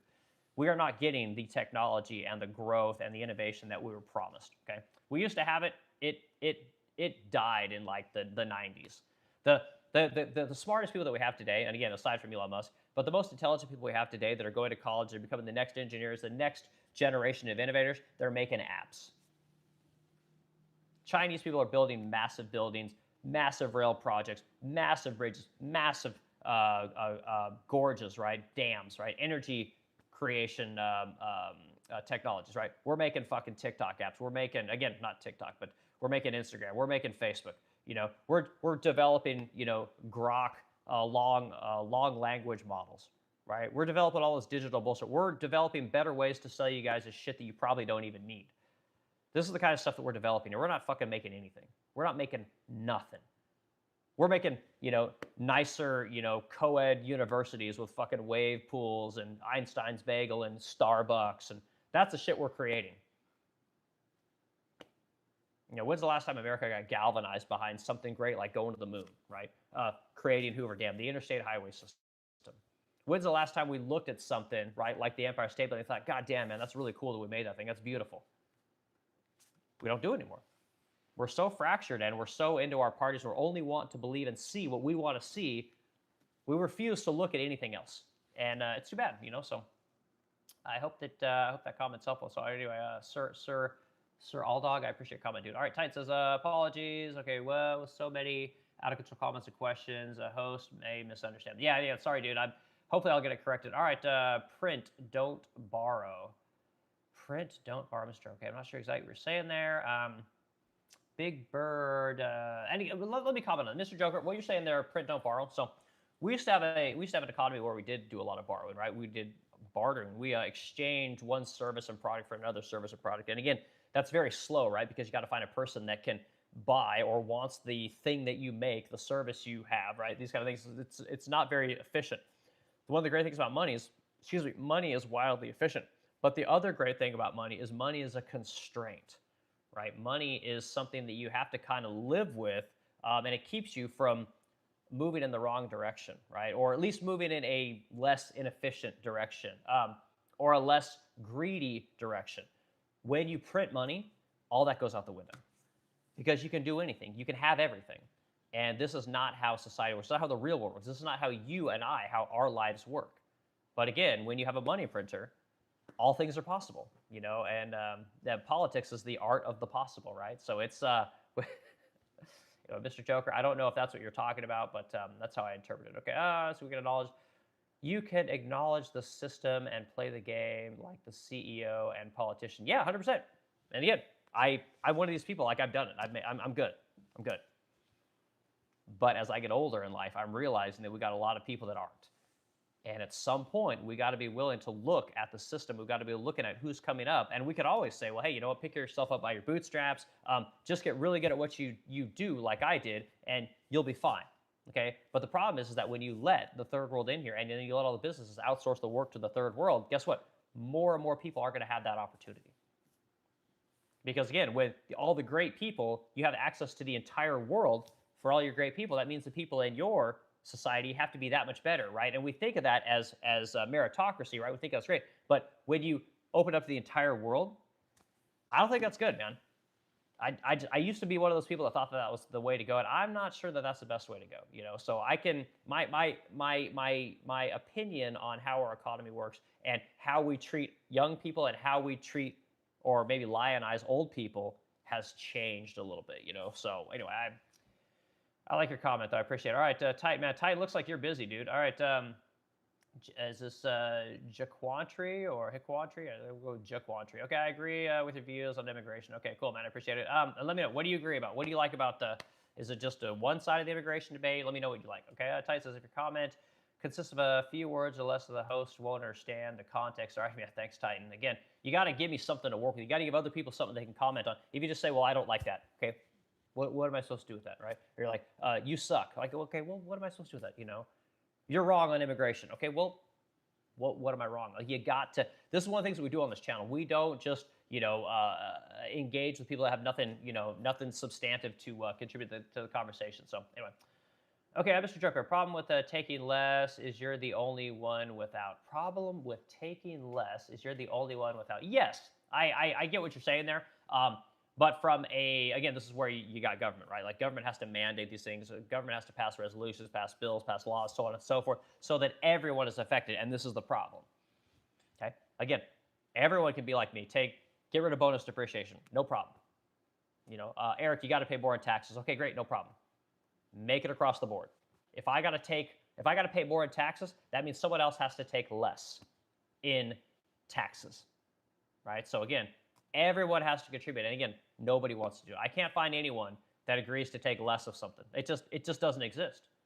Again, put in the comments. Tell me again, what are you guys willing to take less of? Everyone says, "Oh, well, I'll just pay less in taxes." Like, no, that's not how this conversation works. Now, if everybody wants to take less in taxes, I can understand that. But at the same point, if you're someone that pays a shit ton of money into the system, are you willing to pay more? If you're someone that's getting a shit ton in tax breaks because you got a business, are you willing to take less of those tax breaks? If you're one of these people on welfare, are you willing to take less in Section 8, less in food stamps? Are you willing to take less for having kids? Are you willing to pay for your own kids? This is what taking less is, and until we're able to do that, it ain't gonna happen. Are we willing to, as a society, pass something called a balanced budget amendment? That would be the fastest way to do it. You would have an economic depression, which is what I think needs to happen. This would be good. I'm the guy advocating for depression. I'm the guy advocating for a major downturn in society to make everything more affordable for people in the long run. But again, I know it's a tough one to it's a tough one. Okay, I should have printed instead of borrowed. Okay, I read your comment there. Titan says every time the money printer. Every time we print money, we've borrowed, with the exception that selling our bonds will prop up the new currency when bond markets fail. We're done. Yeah, and again, it's gonna end. The rest of the world is gonna lose its ability to sell bonds if we can't figure out the debt, right? If we can't balance our budget, make America the Shangri-La that it used to be, the safe haven for the world. If that fails, if we don't stabilize that image of what America is becoming, again, and this even goes to this whole Middle East thing, right? If the world turns on America, basically sees America as being a big fucking bully, okay, watch what happens to that bond rate. Okay, if America becomes the country that people start to not aspire to be like, right, to not trust, this will make it harder for every American. And again, we don't see it right now, but again, you got to be very careful when you enter into these conflicts and you destabilize these regions and you start picking on people. It doesn't start to look at when you promote things like democracy, when you promote sovereignty, when you promote rights, whatever, justice, equality, equity, whatever it is you want to promote as an American. When your president is the antithesis of all those things, it becomes harder to get people to buy your debt, right? It becomes harder to get people to invest in your country, and this makes it harder for everyone, So, Titan, I love your comment, man. Cynical Al, man, great name. Caesar, okay, laughing at always so cute to see Americans trying to use big words. Yeah, I don't know if Caesar's a big word. How about Caesar salad? Okay, or maybe Caesar. Okay, see fake values. All right, Mr. Joke. What are my fake values? Let me know what the fake values are. Okay, he borrowed that money from a private bank. Haha, we borrowed that money from a private bank. Yeah, well, the Fed, and a lot of people know this, the Fed is not part of the government, right? The Fed is literally a bunch of other banks that basically lend money to themselves. The Fed decides who is too big to fail, which is really convenient because it's always other banks, right? Okay, so you know how much, let's see. Do you know how much I paid in taxes? No, Truth Hurts, let us know how much you paid in taxes. Valuation pumps up the dollar. Yes, it does. No caps. All right. Tide Bruce says, guys, don't do the caps thing. We don't want to do all caps comments. He's just going to delete your comment. All right. Mike Murphy's still in here, man. Again, if you guys are in here at this point, 143 minutes, I really appreciate it. I know it's a long conversation. Anyone who can listen to this, idiot, gabber on about shit this long is a true follower. Okay, Mike Murphy. Okay, I'm just going to start printing my own money, see how that government likes that. Yeah, I know. Me too. Like, again, when the government wants to audit my books because I haven't been paying my taxes, I'm just going to tell them to go fuck themselves. Again, you don't want to audit the Fed. You don't want to audit the Department of Defense. They have literally failed their audit the last 8 years, okay? Well, I'm going to fail my audit. I'm just not going to do it. Okay, what are you going to do, okay? It doesn't work anymore, guys. All right, Truth that everyone thinks that the well-off do not pay taxes to pay their share. No, the well-off pay the bulk of the taxes. I believe the top 10% pay something like 50% of all the taxes, right? Which again, this is not a healthy economy. And again, everyone always says, oh, the wealthy got to pay their fair share. Like, no, the wealthy pay most of the taxes. And then they say, oh, well, God, if the wealthy really paid all the taxes, there'd be more money. There'd be plenty of money for everything. No, there will not be. There is not a fountain of plenty, right? You cannot just get the wealthy to pay all the taxes and then suddenly you guys can have everything you want. It doesn't work that way. It doesn't work that way at all. But again, yeah, hard to convince with this kind of thing, So again, a lot of people think they pay taxes. Most of you people don't pay fucking taxes. If you pay, what do you pay? I think it's $50,000. If you make $50,000 or less, you're not really even contributing to the system from a federal level. And it was, I pay taxes. I pay income taxes. And I pay sales taxes. All these kind of things. Like, yeah, you might pay some sales taxes, but that's really about it. You're not paying much. And again, most people in America actually get a refund because they pay too much money into the federal government as people that don't actually owe anything into the federal government. So it's our tax system is wildly messed up. What I talk about is I just talk about taking less in tax carve-outs. So again, wealthy people would end up paying more by taking less in tax carve-outs. But then again, the poor would then need to take less in freebies from the government. The old people would need to take less in Social Security and Medicaid because again, they didn't pay enough in to support what the costs are today. But it's not going to happen. So again, everyone's just going to fight everyone else. This Joker, not everything bad that has happened is me. Not everything that has happened to me isn't my fault. Yeah, I'm sure.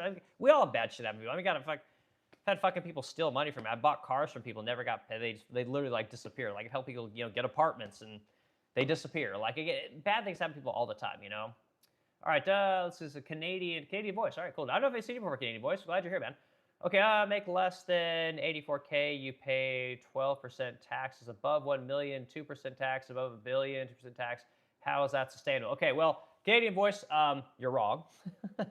Now, if you're talking about what a lot of these people that talk about what rich people pay in taxes, what they do is they talk about the tax cuts that they receive, right? The tax loopholes, places that they can hide their income. A lot of wealthy people, if we make too much money, what we'll do is we'll end up buying equipment, right? So we don't have to pay taxes. A lot of these people that calculate what wealthy people should be taxing, they include that kind of stuff, right? They don't understand that when you buy equipment, in order to not pay income taxes, right, to offset your income and expenses, what you're doing is you're helping other people create jobs. You're creating more taxpayers. A lot of these equations don't include that kind of stuff. Now, there are all kinds of tax cheats, and I'm not saying I speak for everyone, but a lot of people, they never accurately talk about the numbers, because most people haven't been in that income bracket to understand exactly how it works. Okay, my man, getting heated. I know, Mike Murphy, man, you guys can get me worked up. Again, I'm passionate about this stuff. Okay, leave it to the Canuck. Again, you guys get up to Canada, man. Canada's, again, like talk about California, what a beautiful place it is. You guys want to see like amazing mountains and the most untouched version of the Americas, other than maybe say like Alaska. Like you got to go to Canada, man. Beautiful place. Okay, the leading scientists already rank USA as third world. Okay, well again, I don't care about scientists anymore. I think what we got an economic scientist. Like whatever word you put in front of the word scientist means that it's bullshit. That's and I'm not. I think Elon Musk said that. I wasn't one of the guys that said that. All right, Liv having the points employs people. Okay, well, we'll see. Mr. Consumers, our Canadian voice. All right, guys, we're at 147. Let's go up to 150 minutes, guys, and then I'm going to bail out. I think I've given you guys enough time today. We've got a lot of comments in here, guys. I really appreciate it. Let's scroll down to the end. Let's get more comments. My God, guys, I am a little bit behind. Okay, more comments. Let's go. Another 4 or 5 minutes, guys. Titan Brew says, a recent resolution passed in the UN dealing with slavery as anti-human rights. The U.S. voted against the resolution. Yeah, I don't know. Titan, I'm one of these guys. Like I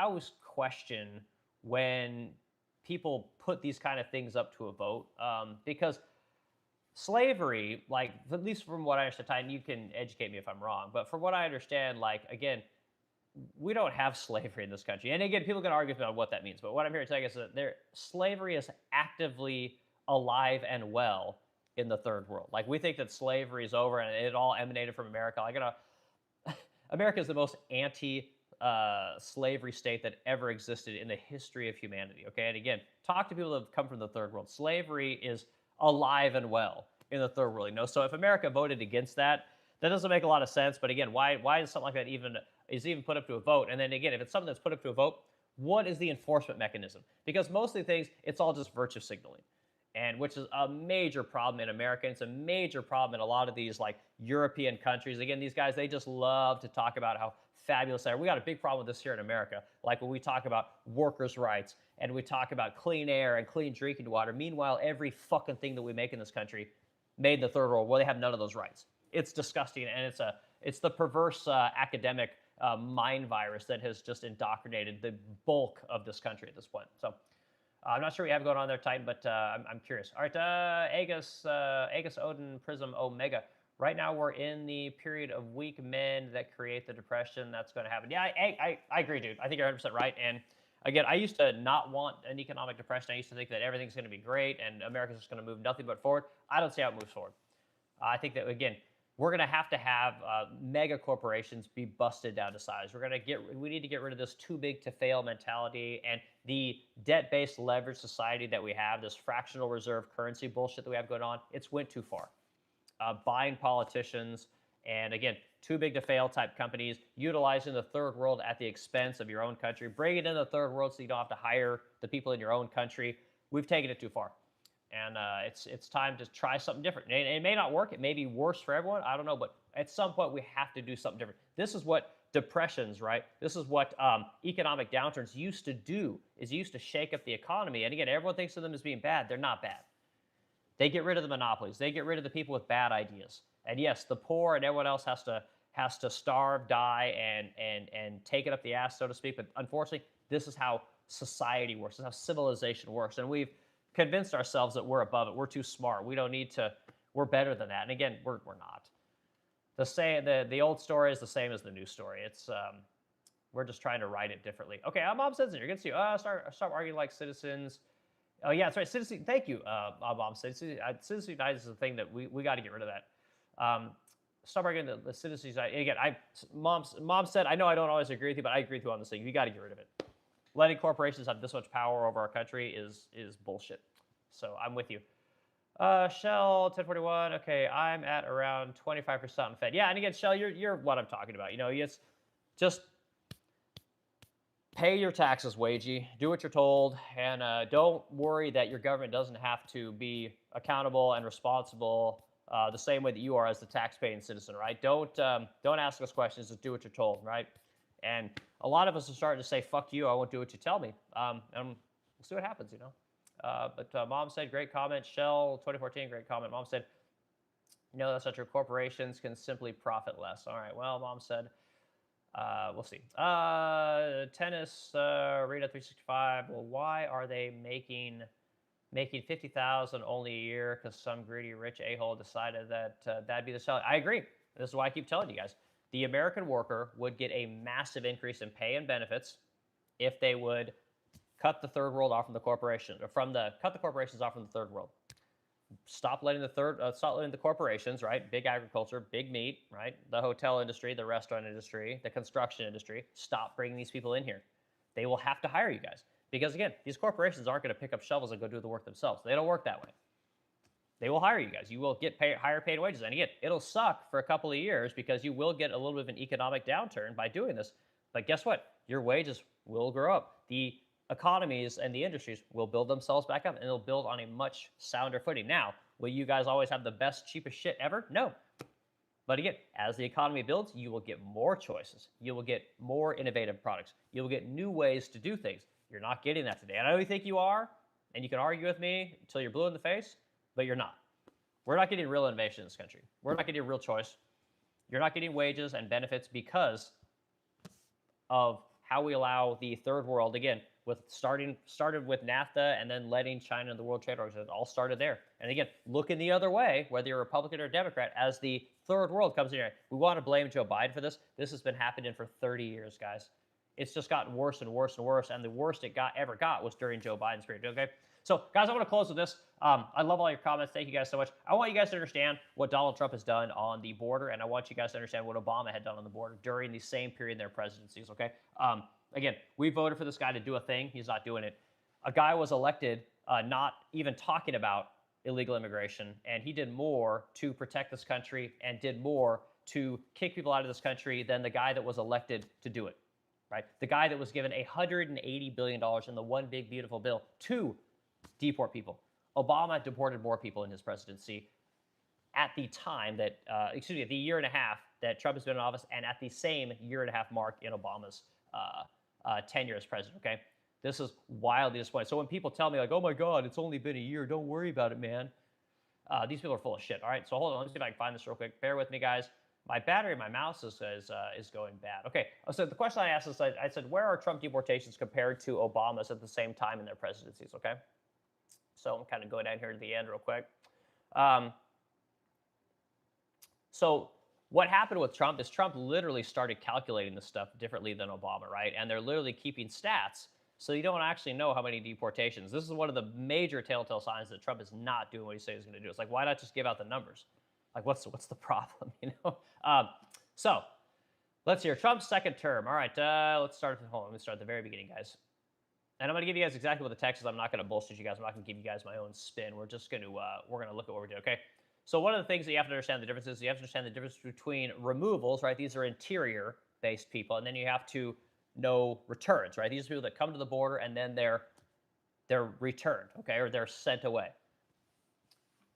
So Obama was often called the deporter chief because of his administration's emphasized formal removals, many with due process elements, and peaked during his interior enforcement. Okay, Trump's first term, 2017 to 2020, are lower totals than Obama's peak. So again, during Trump's first term, it wasn't really a big thing. It wasn't the issue, and again, he had COVID to deal with. So again, he didn't have the fucking problems that we experienced during Biden's administration. Okay, again, COVID, we got to be very careful talking about that the period of time because it's an anomaly, right? It's not normal. Okay, Trump's second term has seen a sharp rise in interior arrests and removals. Okay, which is important. All right. Obama's earlier, we're talking 2009, all right? Obama's first 9 months. This is the period that I want to talk to you guys about. The first 9 months in Obama's term, right? His term. Let's see here. He had 962 total removals and returns. Okay, and again, he had heavy traffic at the border. Okay, Trump hasn't had the heavy traffic. Okay, again, he just closed the thing down and said, "Get the fuck out of here, you're not coming in," and it worked. Okay, so you got to give Trump all the credit in the world. Okay, during Obama's first year, again, he saw 962 removals. Right, so his peak years in 2012, President Obama saw 400 to 433 formal removals alone. Over 8 years, Obama oversaw 3.1 million ICE removals. Okay, these are removals. These are not just returns. These are, not returns and removals. These are just removals. These are taking people from the interior of the country, like Trump's doing, and getting them out of here. 3.1 million. Okay, this is important to know. Okay, see, interior removals averaged high. It literally said high. You're talking over 200,000 a year. Okay, now Obama's numbers benefited from high border encounters in some periods due to systemic interior enforcement. Okay, now let's talk about Trump. So Trump. Department of Homeland Security's claims, right, as of late 2025, he has 675 deportations, all right? So he has 2/3 of what Obama had when Trump was literally elected to remove people, and he got his $180 billion to increase mass deportations, right? So this is wildly important thing to know, okay? When people tell you, oh, God, Trump's deporting people, no, he's not. Not only is Trump not deporting people, he didn't have nearly the resources that Obama had, and he didn't get elected to do this thing, okay? Trump is not doing his job. So, yeah. Okay, all right, independent ICE analysis. So closer to 350 to 540,000 formal deportations, removals in the first year, okay? Which isn't terrible, but again, the guy's numbers are slowing down.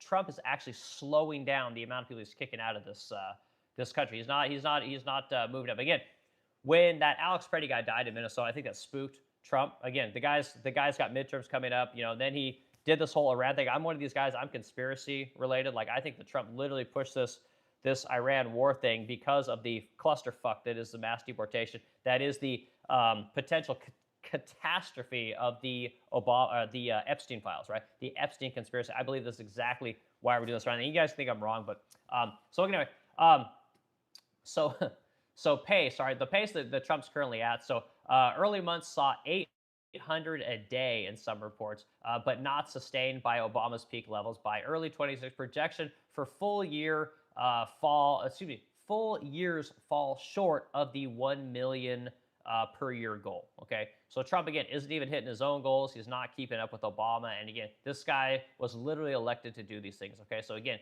I don't think it gets any clearer what's really going on here.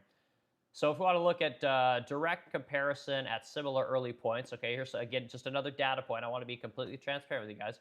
In his first year, Obama generally oversaw higher total removals and returns, often $800 to $900,000. These are people coming to the border and then being turned away. This is not people coming into the country illegally. People that come in that they actively say nope, no bueno. Okay. Trump's first year, he saw 350 to 675, depending on sources of what's included. Okay. Trump's interior has focused on removals, right, which is an important thing to say. So he has been noticeably higher than recent years, and in some analysis outpaces recent administrations in that category, but still well below Obama's highest interior numbers. Okay. So Trump is not doing what he ran on. And again, this is one of the reasons that, again, I'm wildly anti-Trump at this point. I'm going to vote blue no matter who. And again, I hate to say this, three-time Trump voter. Wildly disappointed with what's going on here. Again, the guy's focusing on Israel, what Israel wants. He's focusing on what NATO wants. He's focusing on being Ukraine's proxy, while denigrating all the proxies over in Iran, saying how awful they are and why we got to be over there. We are literally the Anyway, you guys know where I'm going. You guys know I think I painted this picture today. Like, I think that the Democrats are essentially not saying anything. They're just letting Trump dig his own grave. They're watching the right wing fracture. Right, we're all going to these different camps. We're going into our tribes, so on and so forth. These guys are going to sweep in.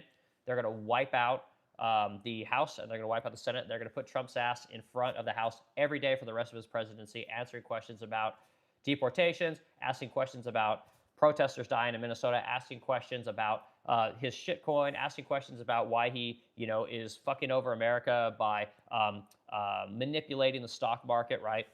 What did he really know about the Epstein files? Why did he not get rid of Howard Lutnick? Why did he let his director of the FBI perjure himself in front of Congress? Why did he let his Department of Justice not go after criminals, right? Why did he protect other criminals? Like, again, he's just going to be answering questions till the day he dies. His name is going to be tarnished, right? No one's ever going to think of Trump other than the Epstein administration.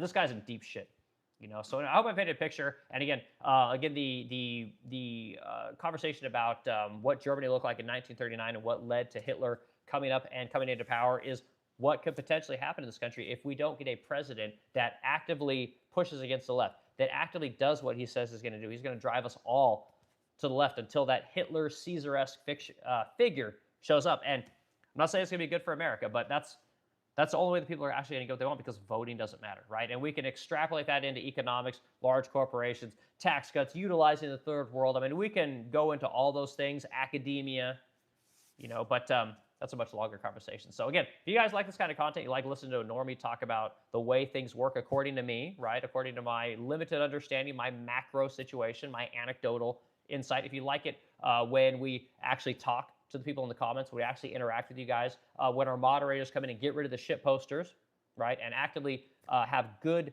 commenters with good feedback, and you guys are able to bat things back and forth, have a real discussion, hit the subscribe button, right? Hit the like button, and let's do a few more comments, guys. We're going to get in here. If you want your comment read right away, do the super chat, super gift, all those kind of things, and I'm happy to read it right away. Otherwise, we're going to scroll to the end, and we're going to look for a few comments, and we're going to get the heck out of here.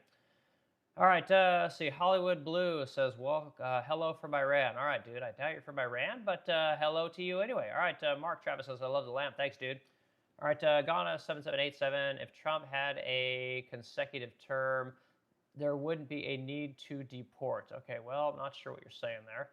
All right, Animals Tech 123 says, hi, good to see you, dude. All right, to Adam Aldwig get, or excuse me, Sir Alldog says, hate is a strong word, and just remember, to hate someone is to have them in your heart, and that's no way to live. All right, well, I agree. You're probably right. I'm just gonna leave it. You're probably right. Hate only negatively affects the hater, not the hated. Yeah, I agree. And again, hate can be a poison, right? Hate can be something that just, it'll turn you mad and crazy. So I think you're probably right there. All right, a notorious TBG. Weren't protesters. All right, not sure what you're saying there, dude. You got to give us a little bit more. Scott Nullhausen, 4824. Bush economic growth investment during Obama administration. Trump is following Bush game plan tenfold. Yeah, maybe, man. Again, but we elected Trump to do certain things. He doesn't want to do them, so he's got to go. Again, I will have my vote mean something.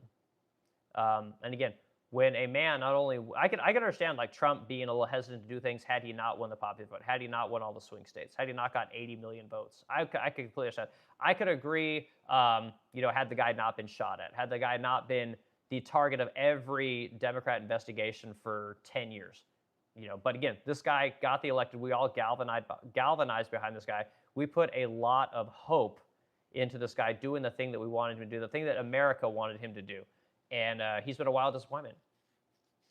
I mean, unbelievable disappointment. And I hope that this comes through to you guys, that this is the kind of thing that can cause me to vote Democrat for the first time in my entire life, to get this guy out of office, to show every Republican that would ever think to run ever again that this is what happens to you if you don't do what you were elected to do. And when you try and tell me like, oh, well, I had to do this, or your excuses fall on deaf ears.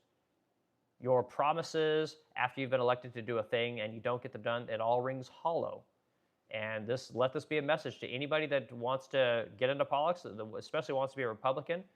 We don't forget, and there are consequences to not doing what you were elected to do. Like, again, Trump's so egotistical and he's so narcissistic and he's so charismatic, which is a great combination. He forgets who he works for. He forgets that he doesn't work for Miriam Adelson. He forgets that he doesn't work for NATO. He forgets that he doesn't work for large corporations. Like, he forgets that he doesn't work for David Sachs and the tech oligarchy. He forgets that he doesn't work for Peter Thiel and Elon Musk. He's forgotten who he works for. Because the truth be told, all those people are just one vote. The American people elected him to do some things. He's not doing it, and he's going to pay a heavy price. America is going to pay a heavy price. And again, I'm okay with that. So anyway, this is my point of view, guys, and you don't have to like it. But all right, Bald Nightmare, I want to see repercussions, not just a bunch of political scalding him. Yeah, I get it. But again, if we get enough Republicans that are lifelong Republicans voting Democrat, I consider those to be repercussions. And again, it's not going to be good.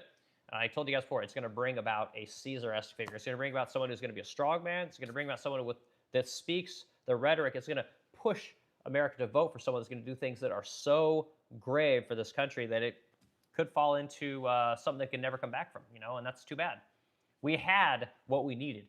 All the pieces were in place to win the game, and we still lost. So very frustrated. All right, Dagana7787, who and why is there no Democrat candidate? There's lots of Democrat candidates. You got all kinds of people. You got Gavin Newsom's going to run, AOC is going to run.